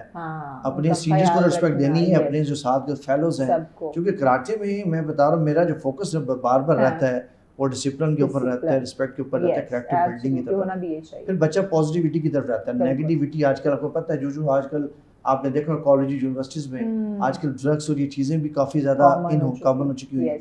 तो जब आपको लाइक ये बच्चे हैं, अब इनको पता है कि हमने हमारा डायरेक्शन क्या है। अब Ahmad is a national player, ठीक है, नेशनल चैंपियन, अब इसका आगे टारगेट है जी मैंने आगे नेशनल गेम्स आ रही हैं तो मैंने गोल्ड मेडल लेना है। अनाया माशाल्लाह इज़ अ डिस्ट्रिक्ट चैंपियन। तो अब इनको पता है जब कंपटीशन में जाते हैं, कभी फर्स्ट कभी सेकंड, तो वो गोल होता है कि अब मैंने गोल्ड ले लिया, अब नेशनल बन गया तो अब इंटरनेशनल जाना है। तो वो गोल जो है वो डिटर्मिनेशन उनको दाएं बाएं नहीं होने देती। अच्छा ये है कि फिर आप फोकस्ड रहते हैं, आप फिर राइट लेफ्ट आप जो ना आपका ध्यान नहीं जाता मुकम्मल गेम के ऊपर या अपने इमेज के ऊपर बात आ जाती है कि भाई now I am a national player, gold medallist, तो मुझे कोई ऐसी हरकत नहीं करनी जिससे मेरे या मेरे कोच के जो रिस्पेक्ट है उस पर बात है। ब्रेक के जाने बड़े नाजरीन, ब्रेक के बाद मजीद बात करते हैं कराटे के ऊपर, साथ रहिए। वेलकम बैक नाजरीन, आप देख रहे हैं सच सवेरा। आज का हमारा दूसरा टॉपिक जिस पे हम बात कर रहे हैं कराटे। कराटे को आपने एज अ खेल लेना है या आप अपने आप को महफूज करने के लिए सेल्फ डिफेंस के तौर पे आपने इसको लेना है, तो चॉइस इज श्योर। बट अगर हम खेल की बात करते हैं तो ये पार्ट टाइम खेल नहीं है, आपको फुल टाइम इसमें लगाना पड़ता है और तब जाके इसके जो तमाम लेवल हैं वो आप अचीव कर सकते हैं। तो आपने इसको अगर आप फिज़िकली आप वीक हैं, आपकी फैमिली आपको फुल टाइम अलाउ नहीं करती, तो फिर आप इस खेल का हिस्सा ना बने तो बेहतर है। लेकिन अगर आप में पैशन है, आपकी फैमिली आपको सपोर्ट करती है, आप फुल टाइम आप इसको लेके चल सकते हैं, तो डेफिनेटली ये बहुत ज़बरदस्त खेल है और इसमें अपना जो नाम रोशन करना है, अपने मुल्क का नाम रोशन करना है, वो डेफिनेटली आप पे डिपेंड करता है। तो इसी पे हम बात करें, मेहमान हमारे साथ हैं, अदनान साहब हमारे साथ हैं जी, और उनके 2 स्टूडेंट अहमद और अनाया हमारे साथ है जिनसे हम जान रहे हैं कराटे के बारे में। अदनान साहब, हम बात कर रहे थे कि इसके मुख्तलिफ लेवल हैं और उस तक पहुँचने के लिए आपने कहा कि तकरीबन 50 से 55 साल की उम्र आपकी लगभग लग जाती है, यानी कि ये फुल टाइम गेम है, पार्ट टाइम इसको हम नहीं ले सकते। अब आते हैं जब हम इसको सीख रहे होते हैं कराटे को, जब हमारी प्रैक्टिस चल रही होती है, इवन हम बिगनर हों या हमने कोई भी 1 2 3 लेवल हमने पार कर लिए, जैसे हम ब्लू बेल्ट की बात करें, ब्राउन की बात करें, इवन ब्लैक की बात करें, तो चोटें जो लगती हैं वो क्या शदीद होती हैं या हल्की फुल्की चोटें होती हैं या ज़्यादा चोटें लगने का इसमें खदशा होता है? देखिए अल्टीमेटली चूँकि ये जो गेम है चूँकि जिसमें हम फाइट भी सिखाते हैं, पंच है, किक का इस्तेमाल है, क्योंकि देखिए चोट तो आपको किसी भी गेम में लग सकती है। इवन अक्सर मैं कहता हूँ कि आप बच्चा इवन साइकिलिंग कर रहा है तो उसमें भी गिर के चोट लग सकती है, बाज़ क्रिकेट खेलते हैं बॉल मुंह पे लग जाती है, तो इसमें मारदार है। इसमें आल्दो हम लोग पूरी कोशिश करते हैं बच्चों को प्रॉपर जो सेफ्टी के साथ प्रॉपर इक्विपमेंट के साथ, यानी कि Shin pad, foot pad, gloves, गम शीट्स ये पहना के, क्योंकि ये WKF के एक रूल्स के तहत है। और इसमें भी कराटे कई किस्म के हैं, कुछ ऐसे कराटे भी हैं like just like a traditional type के जो है ना, तो उसमें मतलब उसमें थोड़ा सा ये कि रफ एंड टफ स्टाइल में ज़्यादा ट्रेनिंग करवाई जाती है, उसमें इंजरी के चांसेस ज़्यादा होते हैं, ठीक है। फिर इस तरह कराटे में अगर हम लाइक मार्शल आर्ट ट्रेनिंग में आते हैं, लाइक किक बॉक्सिंग है, आजकल कराटे कॉम्बैट चल रहा है, ठीक है, और ये वो चीज़ें जिसमें different types of martial arts हैं। तो जो आप टफ ट्रेनिंग की तरफ जाते हैं फिर अल्टीमेटली इंजरीज उसमें लगती हैं। मोस्ट ऑफ द इंजरी क्या होती है, यानी बता फाइट कर रहे हैं, बाज़ दफ़ा किसी फाइटर की किक फेस पे आ गई, आप टाइमली ब्लॉक नहीं कर पाए तो लग गई, तो वो किस किस्म की इंजरी है ये तो ऑन द स्पॉट पता चलता है। किक पे डिपेंड करता है, किक पे डिपेंड करता है कितना स्ट्रॉन्ग है, एंगल पे प्रॉपर आई है, पंच लग गया, बाज़ दफ़ा रिब्स पे किक्स एंड पंच हिट हो जाते हैं तो इंजरी हो सकती है आपकी। बाज़ दफ़ा पाँव अक्सर हमारे डैमेज होते हैं कि किक کک کر رہے ہیں, کسی کی ایلبو کے اوپر وہ کک لگ گئی. یس تو یہ وہ چیزیں ہیں جو it's a part of game, injury is a part of game. لیکن اچھا کوچ وہی ہوتا ہے جو اپنے اسٹوڈنٹس کو انجری سے بچا کے چلتا ہے, ڈیفینیٹلی جو منیمائز کرتا ہے رسک فیکٹر. تو الحمدللہ میں جس طریقے سے ٹریننگ کرواتا ہوں, آلدو میں کراٹے بھی کروا رہا ہوں, میں کک باکسنگ بھی کروا رہا ہوں, MMA بھی کروا رہا ہوں, تو الحمدللہ میں یہ کہہ سکتا ہوں کہ ہمارے پاس جتنے بھی اسٹوڈنٹس ہیں کسی بھی میجر انجری سے ہم نے ابھی تک اپنے اسٹوڈنٹس کو بچایا. ماشاءاللہ زبردست. ٹھیک ہے نا, ورنہ آپ کو پتہ ہے سم ٹائم سننے میں آتا ہے جی کوئی فریکچر ہو گیا تو یہ ہو گیا, ٹھیک ہے, کوئی دان پنچ لگا ٹوٹ گیا, اسی ڈر کی وجہ سے, اسی ڈر کی وجہ سے پیرنٹس نہیں آنے دیتے. تو الحمدللہ ہمارے اکیڈمی میں یہ ہے کہ پیرنٹس کو بڑا کانفیڈنس ہے. ایون بچی ہیں میرے اپنے کلب سے جو ہے اس وقت, ایک بچی جو ہے وہ 2 ٹائمز نیشنل چیمپئن بن چکی ہے, اور 2 بچیاں ابھی ریسنٹلی جو نیشنل چیمپئن شپ اس میں ایک نے سلور میڈل نکالا, ایک نے برونز میڈل نکالا. تو جی برونز میڈل, ٹھیک ہے. تو بتا الحمدللہ میرے اس کلب سے gold medallist, silver medallist and bronze medallist girls میں اسپیشلی میں بتا رہا ہوں, گرلز میں. تو الحمدللہ یہ وہ بچیاں جو بالکل وائٹ بیلٹ میں میرے پاس آئی تھیں اور تھرو آؤٹ ٹریننگ میرے سے لی, ٹھیک ہے نا. تو الحمدللہ تینوں بچیاں یعنی کہ ہانیہ, عائشہ, مصباح جو ہے وہ مطلب اس وقت نیشنل میڈلسٹ ہیں اس وقت. تو اب انشاءاللہ یہ کانفیڈنٹ کہ ظفر احمد ہے, اس کو میں فائٹ اینڈ کاتا 2 کیٹیگریز ہوتی ہیں. فائٹ کو ہم کمیتے بولتے ہیں اور ایک کاتا کیٹیگری ہوتی ہے. کیا ہوتا ہے کاتا؟ بیسیکلی جس طرح فائٹ میں تو آپ 1 to 1 فائٹ کرتے ہیں, ٹھیک ہے, وہ کمپٹیشن ہوتا ہے, اس میں پوائنٹ بیس آپ جیتتے ہیں. کاتا بیسیکلی آپ کی وہی فائٹنگ ٹیکنیکس جو ہوتی ہیں وہ اپنے اس کو خود اکیلے پرفارم کرنا ہوتا ہے, جسٹ لائک ڈیمونسٹریشن. آپ اس میں لائک ایک امیجنیٹو فائٹ کر رہے ہیں, یعنی کہ آپ بلاکس کک, اور اب وہ ایک تقریباً چند منٹ کا وہ کاتا اس کو بولا جاتا ہے. اور بیسیکلی آپ کی فٹنس اسٹیمنا کے لیے جب شروع میں بنایا گیا, اس کے بھی کمپٹیشن ہوتے ہیں. 2 لوگ آتے ہیں, ایک ریڈ کارنر ایک بلو کارنر, آ کے کاتا پرفارم کرتے ہیں. اس میں ان کا بیلنس دیکھا جاتا ہے, ان کی ٹیکنیکس دیکھی جاتی ہے, پرفیکشن دیکھا جاتا ہے, ٹھیک ہے. اور اس کے اوپر پھر وہ دیکھا جاتا ہے کون سولو پرفارم, اور اس میں یعنی کہ کوئی وہ مطلب یہ 1 to 1 فائٹ نہیں ہوتی, لیکن اٹس آلسو ویری ٹف. تو ابھی احمد کو میں ساتھ کاتا میں بھی تیار کرواؤں تاکہ اب انشاءاللہ نیشنل میں یہ کاتا اسلام آباد سامنے فائٹ کر رہے ہیں, لٹرلی آپ فائٹ. پھر اس کے بعد میں ایک بونکائی بولا جاتا ہے, یعنی کہ پھر آپ فائنل میں جب آتے ہیں, یا خاص کر جب ٹیم فائٹ آپ ٹیم کاتا کر رہے ہوتے ہیں, پھر آپ نے اینڈ پہ ججز کو یا آڈینس کو دکھانا ہوتا ہے یہ ٹیکنیکس کی ہیں, یہ اس کو آپ نے پریکٹیکل ایگزیکیوٹ کیسے کرنا ہے. پھر وہی 3 پلیئرز آپس میں انہیں ٹیکنیکس کو پریکٹیکل کر کے دکھاتے ہیں. وہ ہوتی ڈیمو ہے, جیسے ڈیمو, لیکن وہ بہت خوبصورت, اس کو بونکائی بولا جاتا ہے. تو الحمدللہ یہ اسلام آباد ٹیم کی طرف چونکہ میں جنرل سیکرٹری اور اسلام آباد کراٹے ایسوسیشن ایز ویل, تو اسلام آباد کی ٹیم بھی چونکہ میں ہی تیار کرتا ہوں, تو ماشاءاللہ احمد ہمارے اسلام آباد کی طرف سے دفعہ انڈیویجول کاتا میں بھی جائے گا اور فائٹ میں بھی. تو آئی ایم کانفیڈنٹ کہ انشاءاللہ. احمد کوئی انجری ہوئی ابھی تک کی ٹریننگ میں یا کمپٹیشن میں؟ جی کئی دفعہ ہوتی ہے. کبھی کبھار ایک دفعہ ہمارے کلب میں فائٹ ہوئی تھی, ناک پہ لائک ایلبو لگ گئی تھی. تو کبھی کبھار چوٹ تو ویسے ہی بڑی ڈینجر ہوتی ہے, جی کبھی نی پہ لگ جاتی ہے, کہ ایسے چل کے آیا کیا.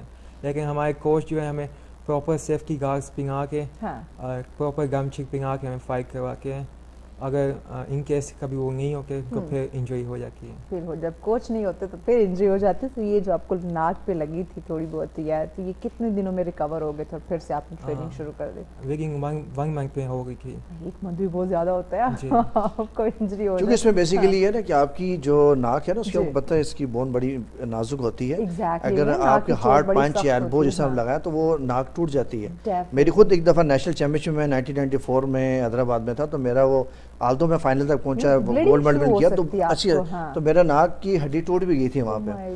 تو یہ کہ آپ کو بعض پتہ نہیں چلتا, سویلنگ ہو جاتی ہے, بلیڈنگ ہوتی ہے, اس وقت تو آپ بس کوشش کرتے ہیں, ٹریٹمنٹ دیتے ہیں کہ چلے بلیڈنگ روکی جائے. تو مجھے بھی جب اس کو کافی ہارڈ ایلبو لگی تو دیکھنے میں لگ رہا تھا کہ میں بھی شاید کی نا کوئی فریکچر نہ آ گیا ہو, کیونکہ فوراً سویلنگ بھی ہو جاتی ہے نیکسٹ ڈے پھر. لیکن الحمدللہ وہ یہ کہ فریکچر نہیں تھا, لیکن یہ کہ وہ انجری ایسی تھی کہ تھوڑا سا پھر سویلنگ اور وہ پھر تھوڑا سا ہیل اپ ہونے میں تھوڑا سا ہم یہ بھی کرتے ہیں کہ انجری ہو گیا تھوڑا سا سیفٹی کی طرف, کہ دوبارہ چوٹ نہ لگے, تو پھر ہم فائٹ اور چیزوں کو تھوڑا سا اوائڈ کرتے ہیں, کیونکہ انجری کے اوپر دوبارہ انجری ہو تو پھر زیادہ کمپلیکیٹ ہو سکتی ہے. ہو سکتا ہے نا. آپ کو کوئی انجری ہوئی اس طرح؟ بچے ہوئے ہیں؟ اگر ہوئے تو بہت مائنر سی ہوتی ہے اور 2 دن تک ٹھیک ہو جاتی ہے. 2-3 دن تک؟ تو کوئی میجر انجری کی طرف نہیں ابھی تک کمپٹیشن یا ٹریننگ ایسا کچھ نہیں ابھی تک نہیں. چلے شکر اللہ آپ کو محفوظ ہی رکھے. مجھے عدنان صاحب بتائیے گا کہ کون سی ایسی میجر انجریز جو ہے نا ان کا خدشہ ہوتا ہے اس گیم کے اندر, اور کون سی ایسی انجری ہے جو ہونے کے بعد آپ کو یا تو پرماننٹلی اس کو اوائڈ کرنا پڑتا ہے یا ایک لانگ ٹرم کی بریک آپ کو لینی پڑتی ہے؟ دیکھیں سب سے پہلے تو جب ہم سپورٹس کی بات کرتے ہیں کہ سپورٹس میں سپورٹس انجری ضرور ہوتی ہیں. سر یہ نہیں کہ کراٹے کی بات کر رہا ہوں, ایون آپ نے اکثر کرکٹرز کو دیکھا ہوگا وہ اپنی انجری کی وجہ سے بعض دفعہ انفٹ ہوتے ہیں اور 6 ماہ کے لیے ٹیم میں. تو سب سے پہلے آپ نے جو میجر ہوتا ہے وہ ہوتا ہے آپ کی مسکولر انجری. وہ ایسا نہیں کہ آپ آپ بعض آپ خود سے بھی ٹریننگ کر رہے ہیں, آپ نے پراپر وارم اپ نہیں ہے اور آپ نے ٹریننگ کر دی تو آپ کو مسکولر انجری بڑی سویئر ہو سکتی ہے. بعض اب ایسی انجری ہوتی ہے لائک آپ کے مسلس پل ہو گئے, مسلس ڈیمیج ہو گئے, پھر آپ ایون وہ پرٹیکولر ککس یا کوئی ٹیکنیکس کو آپ کافی عرصے کے لیے نہیں کر پاتے, پھر آپ کو فزیوتھراپی کی طرف جانا پڑتا ہے, ریسٹ لینا پڑتا ہے. تو میری کوشش ہوتی ہے کہ اپنے اسٹوڈنٹس کو میں یہ لازماً ایجوکیٹ کرتا ہوں کہ وداؤٹ ٹریننگ آپ نے کوئی بھی گیم نہیں کرنی تاکہ مسکولر انجری سے بچا جائے سب سے پہلے.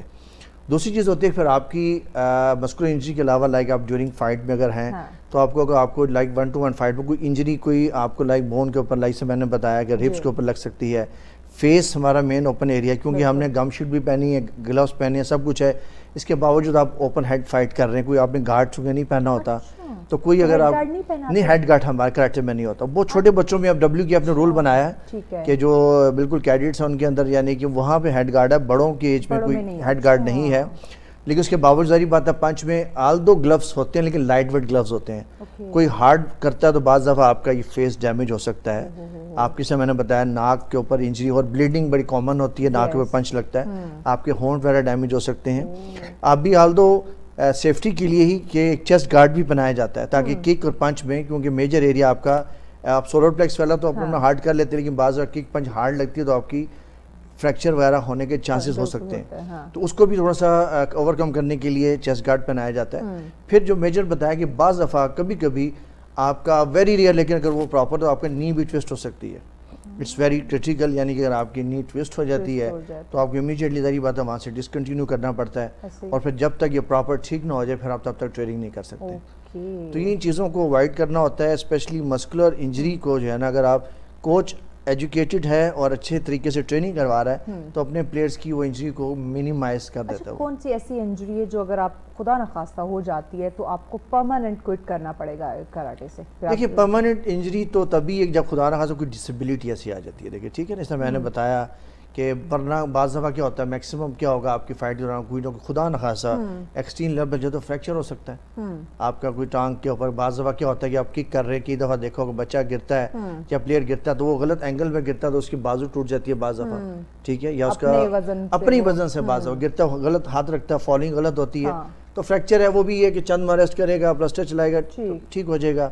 ریبس کی انجری آ جاتی ہے کوئی بھی, لیکن کوئی اگر خاص کر مینٹل ٹراما ایسا آ گیا کوئی ایسی انجری لگ گئی ڈاکٹر کہتا نہیں جی اب آپ جو ہے نا چونکہ یہ اسپیشلی زیادہ پرابلم آتی ہے لائک باکسرز وغیرہ کے ساتھ چونکہ اس پہ کنٹینیوسلی ہیڈ کے اوپر پنچز پڑے ہوتے ہیں. اگر آپ کا کچھ کا کوئی برین انجری اس طرف آپ جاتے ہیں پھر یو ہیو ٹو کوئٹ کہ پھر ڈاکٹر کہتا ہے آپ نے ایٹ لیسٹ اب باکسنگ نہیں کرنی کہ آپ نے فیس کے اوپر پنچز نہیں کرنی, ٹھیک ہے. ادروائز کوئی خدا نہ خاصا ڈسیبلٹی ایسی آ گئی کہ آپ کا پھر وہ ڈاکٹر ادروائز الحمدللہ ایسے چانسز نہیں ہوتے, ایسی انجری نہیں ہوتی کہ آپ کو کوئٹ کرنا پڑے. پھر depend most of the time کر رہا تھا کوچ کے اوپر کہ وہ آپ کو کیسے ٹریننگ دے رہے ہیں اور پھر جب آپ کمپٹیشن میں ہے تو آپ کتنا سمجھداری سے کام لے رہے ہیں اور کیسے سامنے والے کو سمجھ رہے ہیں اور پھر ڈیفینیٹلی آپ انجری سے بچ سکتے ہیں.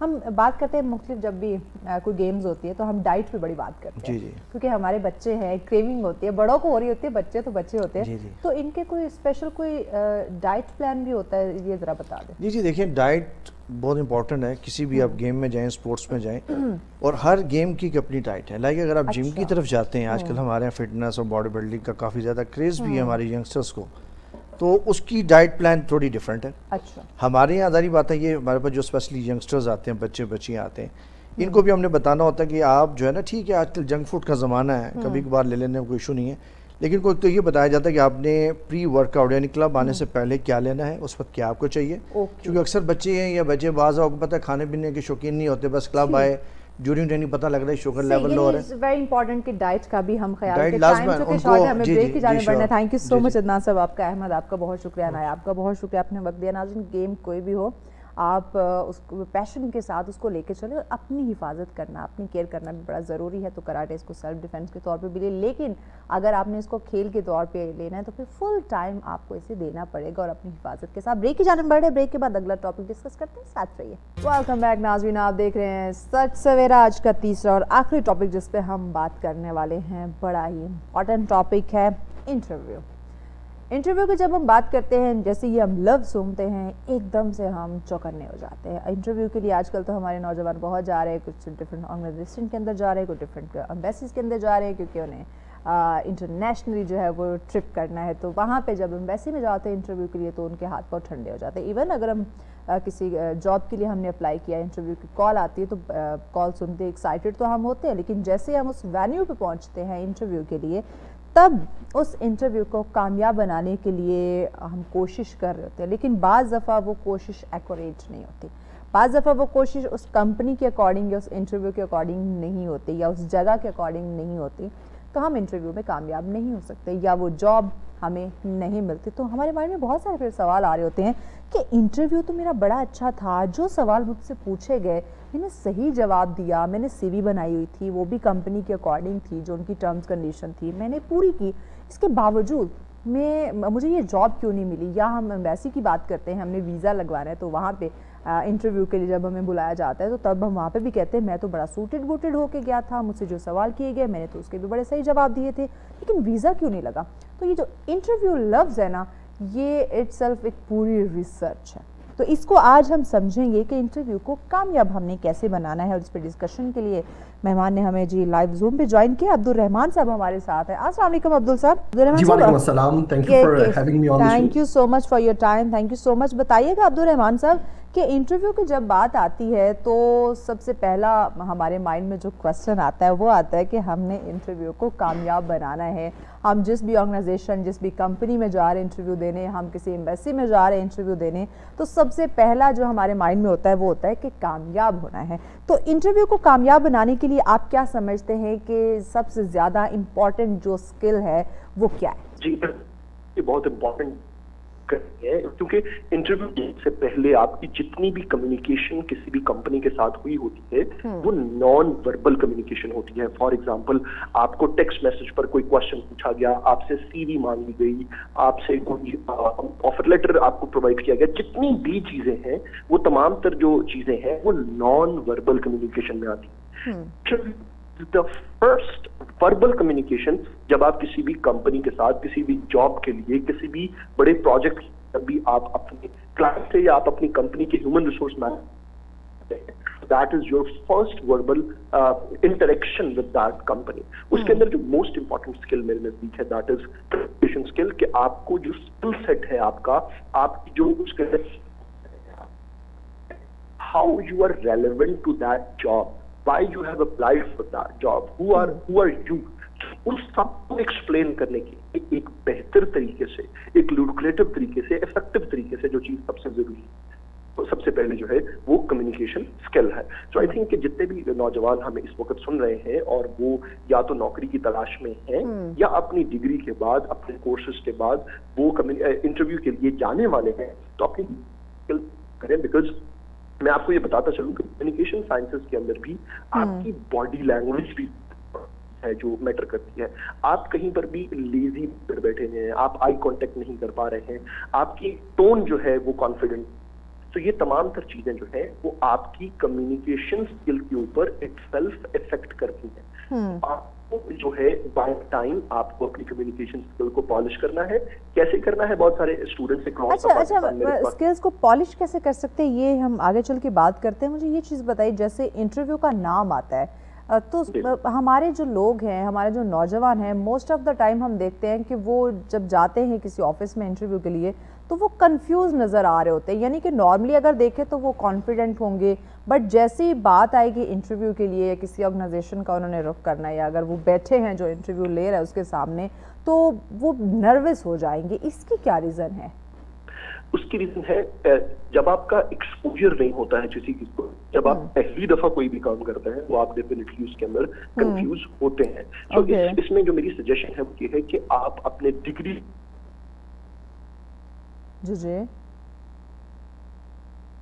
جی عبدالرحمان صاحب آپ کو آواز آ رہی ہے؟ ناظرین ہم انٹرویو کی بات کر رہے ہیں.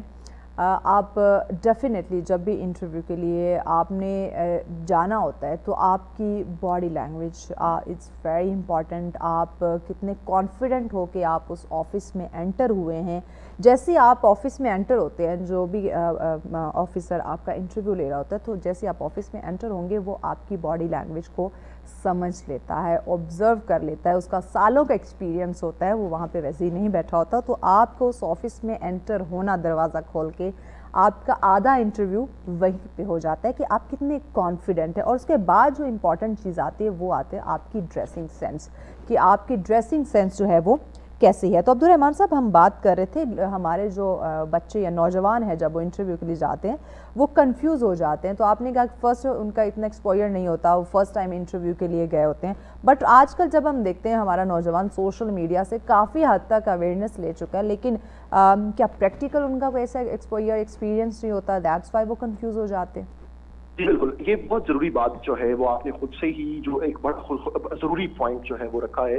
جو بچے پریکٹیکل فیلڈ میں نہیں جاتے ہیں, جن کے پاس انڈسٹری نالج نہیں ہوتا, وہ اس طرح کے مسائل کا شکار جو ہے وہ ہو رہے ہوتے ہیں. فار ایگزامپل میں سجیسٹ کروں گا ان تمام تر اسٹوڈنٹس کو جو ہمیں آج سن رہے ہیں, وہ لوگ جو یا تو نوکری کی تلاش میں ہیں یا مستقبل قریب کے اندر ایک جاب ڈھونڈنے کی صحیح کرنے لگے ہیں, ضروری ہے کہ آپ اپنے 5th سیمسٹر کے بعد انٹرنشپس کریں تاکہ آپ کو انڈسٹریل نالج ملے, آپ کو پریکٹیکلی پتا چلے کہ انڈسٹری کے اندر کام کرنے کی کیا ڈائنامکس ہوتی ہیں and how actually it works out. So this is some thing which is really really important. تو جب آپ پریکٹیکلی ان چیزوں میں انوالو ہوں گے تو آپ کو نہ تو لیک آف کانفیڈنس رہے گا, اور آپ کو جب ایکسپوجر ملے گا تو اس سے نان کانفیڈنٹ ہونے کی آپ زیادہ کانفیڈنٹ فیل کریں گے, اور آپ you will be more prone to these things, کہ آپ زیادہ کانفیڈنٹ ہوں گے کہ مجھے انٹرویو دینا ہے, مجھے بات کرنی ہے, بیکاز اب آپ کو وہ چیز آتی ہے اور آپ نے اس چیز کو ایز اے اسٹرینتھ ڈیولپ کر لیا ہے.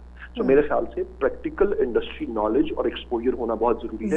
اچھا, اس کے ساتھ ساتھ اگلی جو چیز ہے وہ ہمیں بتائیے کہ ہمارا جو باڈی لینگویج ہے یا ہمارے جو ڈریسنگ سینس ہے یہ کتنا میٹر کرتی ہے کہ ہم جس آرگنائزیشن کے لیے انٹرویو دینے جا رہے ہیں, جس بھی کمپنی میں, کیونکہ ہر کمپنی ڈفرینٹ ہے, ہر کمپنی کا ایرا, اس کا ڈیکورم, اس کے ٹرمز کنڈیشن ڈفرینٹ ہے, اس کا انوائرمنٹ جو ہے وہ ڈفرینٹ ہے. ہم اگر ویزا کی بات کرتے ہیں انٹرنیشنل, جب آپ ٹریول کرنا ہے اپنے وہاں, جب آپ انٹرویو ڈفرینٹ ایمبیسی کے اندر جاتے تو ہر ایمبیسی کے اپنی ان کی ٹرمز کنڈیشن, ان کا انوائرمنٹ ہے, باڈی لینگویج ہر ایک کے لیے ڈفرینٹ ہے. اسی طرح ہم پاکستان میں جاب کی بات کرتے ہیں تو ہر کمپنی کا اپنا ایک ان کی ریکوائرمنٹ یا ان کا انوائرمنٹ ہے. تو اس لحاظ سے ہماری باڈی لینگویج اور ساتھ میں ڈریسنگ سینس یہ کتنا میٹر کرتی ہے؟ میں آپ کو اس کا جواب سائنٹیفکلی دیتا ہوں کہ جب بھی آپ کسی کے ساتھ کمیونیکیٹ کرتے ہیں اور وہ وربل کمیونیکیشن ہے, یعنی آپ فزیکل کمیونیکیشن کانٹیکٹ کے اندر آ رہے ہیں کسی کے بھی ساتھ, اس کے اندر 92% جس چیز کا افیکٹ ہے that is only your body language. 8% is only the content جو آپ بول رہے ہیں. اس کا مطلب یہ ہوا کہ ایک کانفیڈنٹ باڈی لینگویج بہت ضروری ہے جب بھی آپ کسی کے ساتھ کمیونیکیٹ کر رہے ہیں. لینگویج کے ساتھ ایک ویک باڈی لینگویج کے ساتھ آپ جتنی بھی اچھی بات بھی کریں گے وہ افیکٹو نہیں رہے گی. آن دا ادر ہینڈ اگر آپ کو کسی سوال کا جواب نہیں بھی آتا ہے, یہ میں تھوڑی بڑی باریک بات کر رہا ہوں, اگر آپ کسی چیز کو لے کر شیور نہیں بھی ہیں but you are very confident in your body language, تو سننے والے کو یہ لگے گا کہ یہ بات ٹھیک ہے اور یہ بندہ اس چیز کو اون کر رہا ہے اور اس کی باڈی لینگویج اس کا ساتھ دے رہی ہے.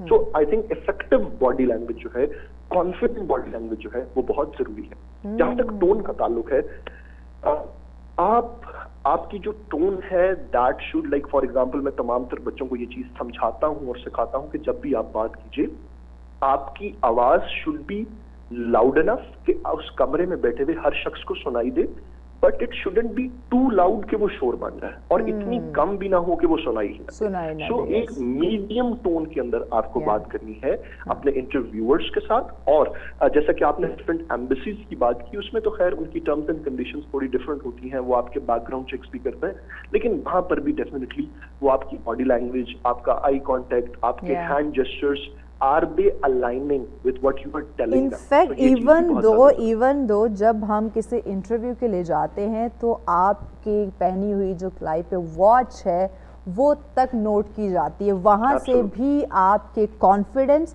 اور آپ کتنا پروفیشنل ہو کے چل سکتے ہیں, کتنا پیشنیٹ ہیں, اس کا بھی اندازہ لگایا جاتا ہے. ہم اس واچ کو بڑا لائٹ لے رہے ہوتے ہیں.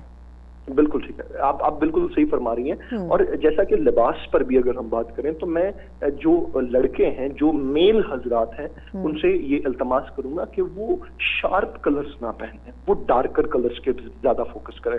وہ 4 ڈارک کلرز ہو سکتے ہیں جس میں نیوی بلو کلر ہے, جس میں گرے کلر ہے, جس میں چارکول کلر ہے, اور جس میں بلیک کلر ہے. بلیک کلر جو ہے it is more of a stronger colour. Shirt جو ہے وہ آپ اپنی وائٹ شرٹ ہی پہنیے ان تمام تر suits. Most of the time ہمیں زیادہ تر کہا بھی یہ جاتا ہے کہ اگر آپ انٹرویو کے لیے جا رہے ہیں تو کوشش کریں بلیک کلر پہن کے جائیں. بالکل, because it is the signature of strength. وہ کانفیڈنس کی علامت ہے, وہ انڈورسمنٹ کی علامت ہے. اور شرٹ وائٹ ہی پہنیے اور ٹائی ضرور کیری کریں.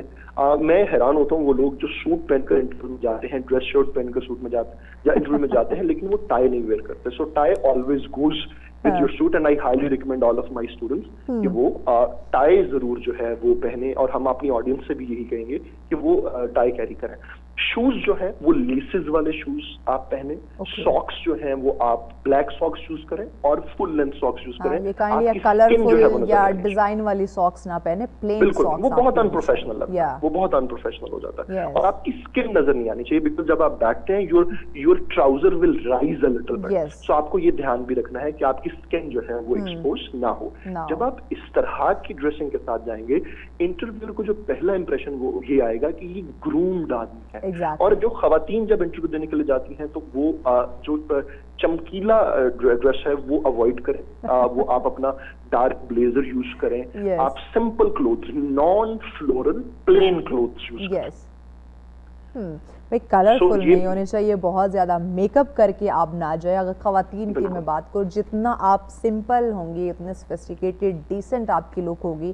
اور انٹرویو کے لیے اگر آپ جا رہی ہیں تو کوشش کریں 1 ٹون کلر جو ہے آپ اس کو کیری کریں, نہ کہ ڈفرینٹ رنگ برنگے یا پھولوں سے بھرے ہوئے جو آپ لباس یا چمچماتے ہوئے کپڑے پہن کے جاتی ہیں وہ آپ کا نہ ہو. آپ کا لباس, اور بہت ہم بات کرتے ہیں کہ ہم ٹرینڈ کو فالو کرنا شروع کر دیتے ہیں, تو آپ کا لباس ڈھیلا ڈھالا سا سوفسٹیکیٹڈ ہونا چاہیے, اور یہ آپ کی جو ایک پرسنالٹی ہے اس کی اٹریکشن سامنے آتی ہے. اچھا عبدالرحمان صاحب, اس کے علاوہ اور مجھے بتائیں, ہم CSS کے انٹرویو کو بڑا ہمارے سامنے ویڈیوز آتی ہیں تو موسٹلی لوگ ان کا جو انٹرویو اس کو دیکھ کے بھی پینک ہو رہے ہوتے ہیں کہ انٹرویو اتنا سخت ہوتا ہے.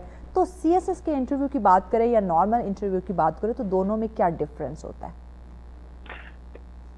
انٹرویو ہے وہ نالج اسپیسیفک تو ہوگا. سو انٹرویو کے 2 پورشنز ہیں. 1 از کہ وہ آپ کی پرسنالٹی کا انالیسس کریں گے.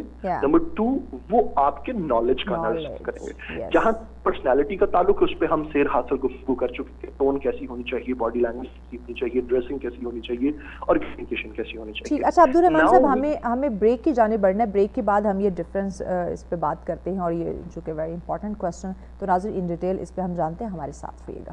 ویلکم بیک ناظرین, آپ دیکھ رہے ہیں سچ سویرا. آج کا ہمارا تیسرا اور آخری ٹاپک جس پہ ہم بات کریں انٹرویو. اب انٹرویو کو ہم نے کامیاب بنانا ہے. ہم کسی بھی کمپنی میں انٹرویو کے لیے جا رہے ہیں, جاب انٹرویو ہے, تو ڈیفینیٹلی ہم چاہیں گے کہ ہم وہاں پہ سکسیزفل ہوں. بٹ کیسے ہو سکتے ہیں, اس کی کیا ٹرمز کنڈیشن ہے, کیسے ہمیں کانفیڈنٹ رہنا ہے, کیسے ہمیں انٹرویو کے حوالے سے جو اس کی ٹرمز کنڈیشن ہوتے ہیں یا اس کے رولز ریگولیشنز ہوتے ہیں وہ ہمیں سمجھنے ہیں. تو اسی پہ ہم بات کریں. عبدالرحمان صاحب ہمارے ساتھ ہیں. عبدال صاحب, ہم بات کر رہے تھے کہ CSS کا جو انٹرویو ہے اور نارمل جو انٹرویو ہے اس میں ڈفرینس کیا ہے, کیونکہ موسٹ آف دا ٹائم ہمارے سامنے CSS کے انٹرویوز آ رہے ہوتے ہیں تو ہمیں لگتا ہے کہ بھائی انٹرویو تو بڑا ٹف ہوگا, تو اس کو ہم جو نارمل جاب انٹرویو اس کے ساتھ ہم ریلیٹ کرنا شروع کر دیتے. ذرا ڈفرینس بتا دیں.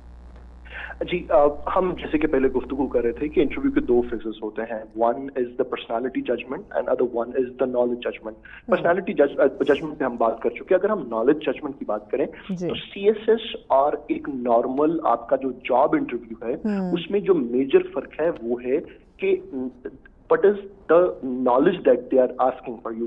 Like for example CSS کی اگر ہم بات کریں تو وہ آپ کو آپ کے سبجیکٹ بیس کوشچنس پوچھتے ہیں. وہ آپ سے جنرل نالج کے سوالات کرتے ہیں, آپ کے سبجیکٹس پہ آپ سے سوال کرتے ہیں کہ اگر آپ نے ایک پرٹیکولر سبجیکٹ چوز کیا تو وہ کیوں کیا. اگر آپ نے کرمنالوجی پڑھی ہے تو اس کے اندر ڈیپ ڈائیو کرتے ہیں ٹو ایکچولی چیک کہ کنسیپچوئل کلیئرٹی کتنی ہے, کریٹیکل تھنکنگ کتنی ہے, out of the box approach کیسی ہے اس پرٹیکولر شخص.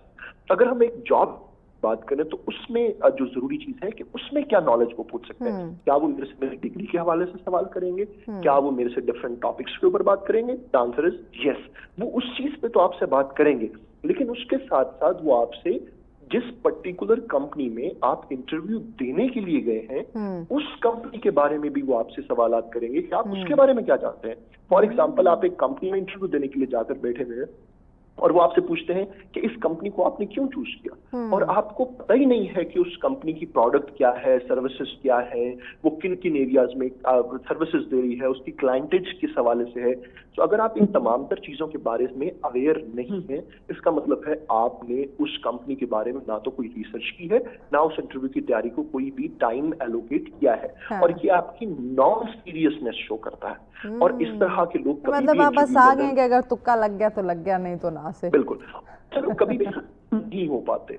ऑन द अदर हैंड, आप अगर अपने कॉन्सेप्चुअल क्लैरिटी जो कि डिग्री के हवाले से देता है उसमें इतने साउंड नहीं भी है, लेकिन उस पर्टिकुलर कंपनी के बारे में आप जानते हैं और उसके अंदर आप बेहतर वैल्यू ऐड कर सकते हैं, इंटरव्यूअर जो है वो आपको फिर भी कंसिडरेशन में रखेगा। लेकिन अगर आप उस कंपनी के बारे में कुछ लेकिन बाकी सब जानते हैं, इसका मतलब यह है कि आप बगैर तैयारी के आकर वहां पर बैठे हुए हैं और वो फिर आपको हायरिंग के अंदर इंटरेस्ट जो है वो नहीं होते। सो जो मेजर डिफरेंस वो मैंने आपको बताया कि जो नॉलेज की किस्म है वो जो है वो डिफरेंट होती है। ठीक, अच्छा एक और चीज़ मुझे बताएं, हम देखते हैं कि लोग इंटरव्यू के लिए जाते हैं तो वो इंटरव्यू की अगर जो भी क्वेश्चंस की बात करें, कॉन्फिडेंस की बात करें, ओवरऑल वो चीज़ों पे पूरा उतर रहे होते हैं, लेकिन इसके बावजूद उनका इंटरव्यू कामयाब नहीं होता, इसकी क्या वजह है? देखिए, बहुत सारी चीजें होती हैं जो एक इंटरव्यूअर जो है वो आप में नोटिस कर रहा होता है। वो आप ये देखते हैं कि आपकी क्रिटिकल थिंकिंग कैसी है, आपकी कंफ्लिक्ट रेजोल्यूशन कैसी है। जब भी आप किसी कंपनी में जाते हो, किसी मैनेजरियल लेवल पर जा रहे हो, आप एंट्री लेवल पर जा रहे हो या टॉप पोजीशन के ऊपर जा रहे हो, आप कंफ्लिक्ट के अंदर इन्वॉल्व होंगे। वो conflict team to team conflict हो सकता है, वो टीम टू मैनेजर कॉन्फ्लिक्ट हो सकता है, वो टीम टू क्लाइंट कॉन्फ्लिक्ट हो सकता है। आप किसी ना किसी बैरियर, किसी ना किसी रोड ब्लॉक, किसी ना किसी कॉन्फ्लिक्ट का शिकार होंगे। उस सिचुएशन में उस मसले को रिजॉल्व करने के लिए आपके अंदर क्या क्या स्किल्स हैं, वो उन चीजों पे वो आपको जज करते हैं। फिर दे जज on your long term plan. जब भी आपसे इंटरव्यू ये सवाल किया जाता है कि आपके फ्यूचरिस्टिक प्लान्स क्या हैं, तो लोग बड़े बड़े गोल्स बताना शुरू कर देते हैं कि जी मैं आज से 5 साल बाद बहुत जरा वो 30 मार खान बनूंगा, तो वो ओवर कॉन्फिडेंस की बात आ जाती है। सो आपको उसी कंपनी के गोल्स और उसी कंपनी के जो मिशन है उससे अलाइंड जवाब देना है। दैट ओके, आफ्टर 5 years मैं विद इन दिस ये वैल्यू ऐड करके इस पोजीशन पर खुद को देखता हूँ। और वो कोई एक्स्ट्रा वेगेंट जवाब नहीं होना चाहिए, तो एक नॉर्मल, एक गेजेबल जवाब होना चाहिए। It shouldn't be some sort of like a theoretical answer कि जिसमें आप कुछ भी बोल देते हैं।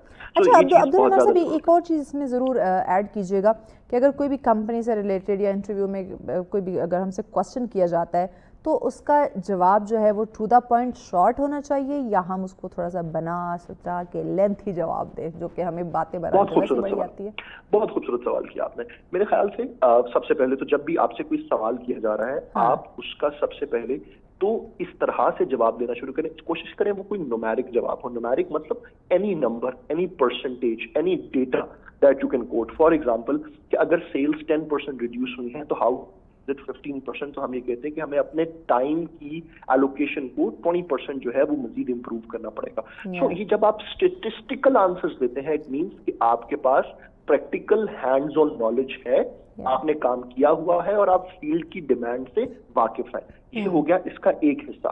दूसरा से कोई इंटरव्यूअर सवाल करे, कभी कभी पैनल इंटरव्यूज होते हैं, उसमें 3 से 4 लोग मौजूद रहेंगे। आप किसी एक ही शख्स को सारा टाइम मत ढूंढते रहिए, आप प्लान करें, look at all of the people sitting in the interview. आप अपने हैंड जेस्चर्स को कंट्रोल रखें, आई कांटेक्ट कायम रखें। और सबसे जरूरी बात जो मैं आज अपने नौजवानों से कम्युनिकेट करना चाहता हूँ, सिर्फ अंग्रेजी में बात ना करें और सिर्फ उर्दू में बात ना करें।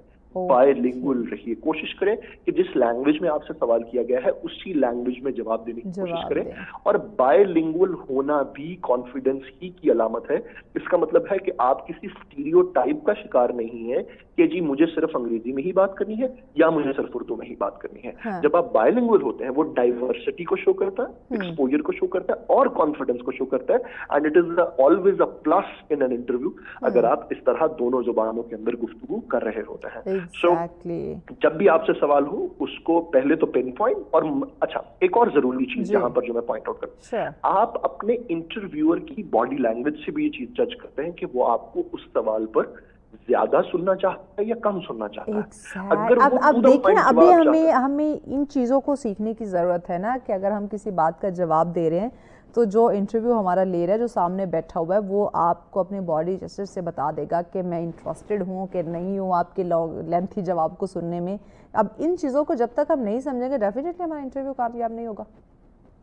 और ये मुमकिन ही तब है जब आप अपने मेन इंटरव्यू से पहले कुछ छोटे छोटे इंटरव्यूज दे चुके हों।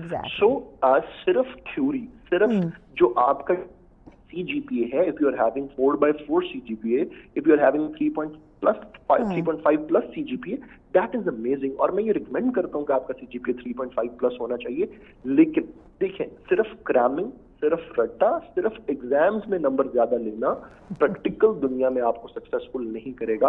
आपको उसके लिए एक practical industry knowledge, industry experience बहुत जरूरी है। और वो कैसे आएगा? जब आप अपनी डिग्री के दौरान इन तमाम तर प्रोसेसेस से गुजरेंगे और बारहा गुजरेंगे, ताकि जब आप अपने फाइनल इंटरव्यू के लिए जाएं तो आप तैयार हों, आपका एक्सपोजर हो। You should know from those previous interviews कि टॉप 20 क्वेश्चंस कौन से हैं जो एक इंटरव्यूअर पूछता है। बहुत सारे बच्चे, मैं आपको यहाँ पर बताता चलूं कि एक इंटरव्यू में the most failed question is introduce yourself. बच्चे 2 मिनट के लिए अपने आप का तारुफ नहीं करा पा रहे होते, वो ये बताना शुरू करते हैं कि मैंने मैट्रिक वहां से किया है। इंट्रोड्यूस योरसेल्फ, तो हमें ये नहीं पता कि हमने अपने आप को कैसे इंट्रोड्यूस करवाना है। एग्जैक्टली वो ये बताते हैं कि मेरी मैट्रिक की डिग्री कहाँ से है, वो ये बताते हैं कि मैं किस गांव से बिलोंग करता हूँ, लेकिन आपको सुनने वाला इन चीजों में इंटरेस्टेड नहीं है। आप उसको सिंपली बताएं that what is your latest degree, why you are there, आप वहां क्यों आए हुए, why you chose that company, how your interest align with this company's goal। तो जब आप इस तरह का जवाब देते हैं तो उनको ये चीज पता चलती है कि ये बच्चा नंबर 1 इसका एक्सपोजर है, नंबर 2 ये चीजों को जानता है, नंबर 3 इसका पहला इंटरव्यू नहीं है, he knows the game। तो जब खास से आप किसी भी इंटरव्यू में जाते हैं तो आपकी जो सक्सेस रेशो है वो बहुत ज्यादा हो जाती है। इवन आई वुड से कि जिन बच्चों को हम इस तरह से ट्रेन करते हैं, और इसमें बहुत सारी जो ज्यादा जिम्मेदारी है वो हमारे तालीमी इदारों पर भी जाती है, और अगर हमारे जो एडमिनिस्ट्रेटिव ऑफिसर्स हैं यहाँ पर, हमारे CM ऑफिस है हमारे जो हुक्काम बाला हैं, हमारी एजुकेशन मिनिस्ट्री के जो लोग हैं, वो इस प्रोग्राम को अगर सुन रहे हैं तो मैं उनसे भी इल्तमास करूंगा कि जहां पर आप एजुकेशन में यूनिफॉर्मिटी ऑफ सिलेबस पर काम कर रहे हैं, जहां पर आप प्रोग्रेसिव एजुकेशन के ऊपर काम कर रहे हैं, वहीं पर आप प्रैक्टिकल नॉलेजिबिलिटी और इन तमाम तर सॉफ्ट स्किल्स को भी मैंडेटरी बनाएं। मेरे नजदीक there should be a mandatory course. This is now it's very important, because हम देखते हैं कि इंटरव्यू वाली बात या इस स्किल या इस कोर्स की हम बात करें, या हम कहें कि आपको कुछ टाइम इसकी ट्रेनिंग ले लेनी चाहिए, तैयारी कर लेनी चाहिए, हम इसको बड़ा लाइट ले जाते हैं। जी बिल्कुल, और वही बच्चे होते हैं जो बाद में फिर आपको इंटरव्यूज के अंदर स्ट्रगल करते हुए, जॉब्स ढूंढने के अंदर स्ट्रगल करते हुए नजर आता है। और अक्सर जो लोग ये कहते हैं कि जी अनएम्प्लॉयमेंट है, पाकिस्तान में काम नहीं मिल रहा है, मेजॉरिटी ऑफ द लोग, ऐसे लोगों से जब मैं मिलता हूं तो मुझे ये चीज पता चलती है कि उनके पास बेसिक स्किल सेट और बेसिक नॉलेज है ही नहीं, and then they are claiming and blaming and making lame excuses कि हमें जो है वो जॉब नहीं मिल रही। इसीलिए मैं ये रिक्वेस्ट करता हूँ हमारे जो वजीर तालीम है उनको, और जो हमारे गवर्नर साहिबान है जिनके चार्टर के अंदर यूनिवर्सिटीज आ रही होती हैं, कि आप यूनिवर्सिटीज के लिए इस चीज को मैंडेटरी करें कि there should be a short course based on CV making skill, based on interview skills, based on personality grooming, कि जब वो इंडस्ट्री में बच्चे जाएं तो वो इस लायक तो हों कि उनका इंटरव्यू किया जा सके, वो इतना एक्सपोजर तो रखते हों कि वो उस इंटरव्यू में बैठकर गुफ्तगू कर सकें। और ये जो है ये चीजें मैंडेटरी होनी चाहिए, और मैं आपके शो के तवज्जुह से ये पैगाम जो है वो तमाम तर ऐवान बाला तक पहुंचाना चाहूँ। ठीक हो गया। اوور آل انٹرویو سے قبل جو اسٹریس ہوتا ہے اس کو ہم کیسے کم کر سکتے ہیں, کیا کس طرح سے اس چیز کو ہم کور کر سکتے ہیں, بیکاز یہ بڑا امپورٹنٹ یہ چیز ہے, کیونکہ ہم انٹرویو سے پہلے ہم گھر سے روانہ ہوتے تو ہمارے ایون کیا ہمیں جب 2-4 دن پہلے انٹرویو کال آ جاتے تو ہمارے دماغ میں جو ہے وہ اسٹریس بیٹھ جاتا ہے, تو اس کو ہم کیسے کم کریں؟ جب بھی ہم پریزنٹیشن سکل کی یا کمیونیکیشن سکل کی بات کرتے ہیں کہ اگر آپ نے کسی بھی سیمینار میں جانا ہے ایز اے کمیونیکیٹر, تو ہمارے اساتذہ ہمیں یہ چیز سکھایا کرتے تھے کہ آپ ایک دن پہلے یا چند گھنٹے پہلے اس وینیو کو ضرور وزٹ کریں اور اس اسٹیج پر ایک دفعہ چل کر دیکھ لیں جس پر جا کر آپ نے اپنی آڈینس سے انٹریکٹ کرنا ہے. And same rule applies to the interview as well, کہ جہاں پر جس کمپنی میں, جس آفس میں, جس شہر میں جا کر آپ کو انٹرویو دینا ہے, آپ نیک ٹو نیک اس ٹائم پر وہاں پر نہ پہنچیں, بلکہ آپ ایک دن پہلے وہاں پر موجود ہوں, اور اگر آپ اسی شہر میں ہیں تو آپ کوشش کریں کہ آپ اس جگہ کا ایک دن پہلے وزٹ کر آئیں اور دیکھیں کہ آپ کو کل کہاں پر آنا ہے. always keep a buffer of 30 minutes اور وہاں پر 30 منٹس پہلے پہنچیں, بیکاز راستے کی میں تو ہمیشہ کہتی ہوں کہ جہاں بھی آپ نے جدھر بھی جانا ہے, چاہے جاب انٹرویو ہے, چاہے آپ اپنے آفس کے آپ کہیں جاب کر رہے ہیں, آپ ٹائم سے پہلے پہنچ کے تھوڑا اپنے آپ کو ریلیکس کر لیں, نہ کہ آپ کو بھگدڑ مچی ہوئی ہو. پیغام کیا دیں گے آپ ناظرین کو اوور آل؟ میں اپنے تمام تر سننے والوں کو یہ پیغام دوں گا کہ یہ کوئی آؤٹ آف دا ورلڈ چیز نہیں ہے, اس کے اندر صرف اور صرف آپ کا پریکٹیکل نالج اور آپ کا ایکسپوجر جو ہے وہ ہے. ہر بچہ ایکول پوٹینشیل کے ساتھ پیدا ہوتا ہے. Every person who is listening to us right now have got equal confidence, have got equal potential, calibre and aptitude. آپ کبھی بھی اپنے آپ کو کسی سے کمتر مت سمجھیے. You are the best creation. Exactly, thank you so much Abdul Rahman صاحب. ڈیفینیٹلی ناظرین, ہر انسان جو ہے وہ بیسٹ ہے اپنے آپ میں, وہ ایک پوری نالج وہ رکھتا ہے, ایک اپنی ایک سیلف رسپیکٹ ہے اس کی, لیکن اس کو پہچاننا, اس کو گروم کرنا یا خود کو پہچاننا یہ بڑا امپورٹنٹ ہے. اور جب جاب انٹرویو کی بات کرتے ہیں, انٹرویو بھی نارملی وہی جیسے ہم بات کر رہے ہوتے ہیں, ہم نارملی کہیں جاتے ہیں, ہم بڑے کانفیڈنٹ فیل کروا رہے ہوتے ہیں, تو job interview just like that, بس آپ اپنے دماغ میں اس کو بٹھا لیتے, آپ خود کو ایکسٹرا جو ہے نا سوچ میں مبتلا کر لیتے جس سے آپ پریشرائز ہو جاتے ہیں. تو چیزوں کو آپ نارمل لینے کی کوشش کریں اور چیزوں کو انڈرسٹینڈ کریں. جب آپ انڈرسٹینڈ کر جائیں گے تو کوئی چیز, کوئی کام, کوئی انٹرویو آپ کو مشکل نہیں لگے گا. تو اس چیز پہ آپ آج سے سوچنا شروع کر دیں. اگر آپ جاب انٹرویو کے لیے خود کو تیار کر رہے ہیں تو self confidence is very important. اسی پیغام کے ساتھ ہمیں اجازت دیجیے. اللہ نگہبان.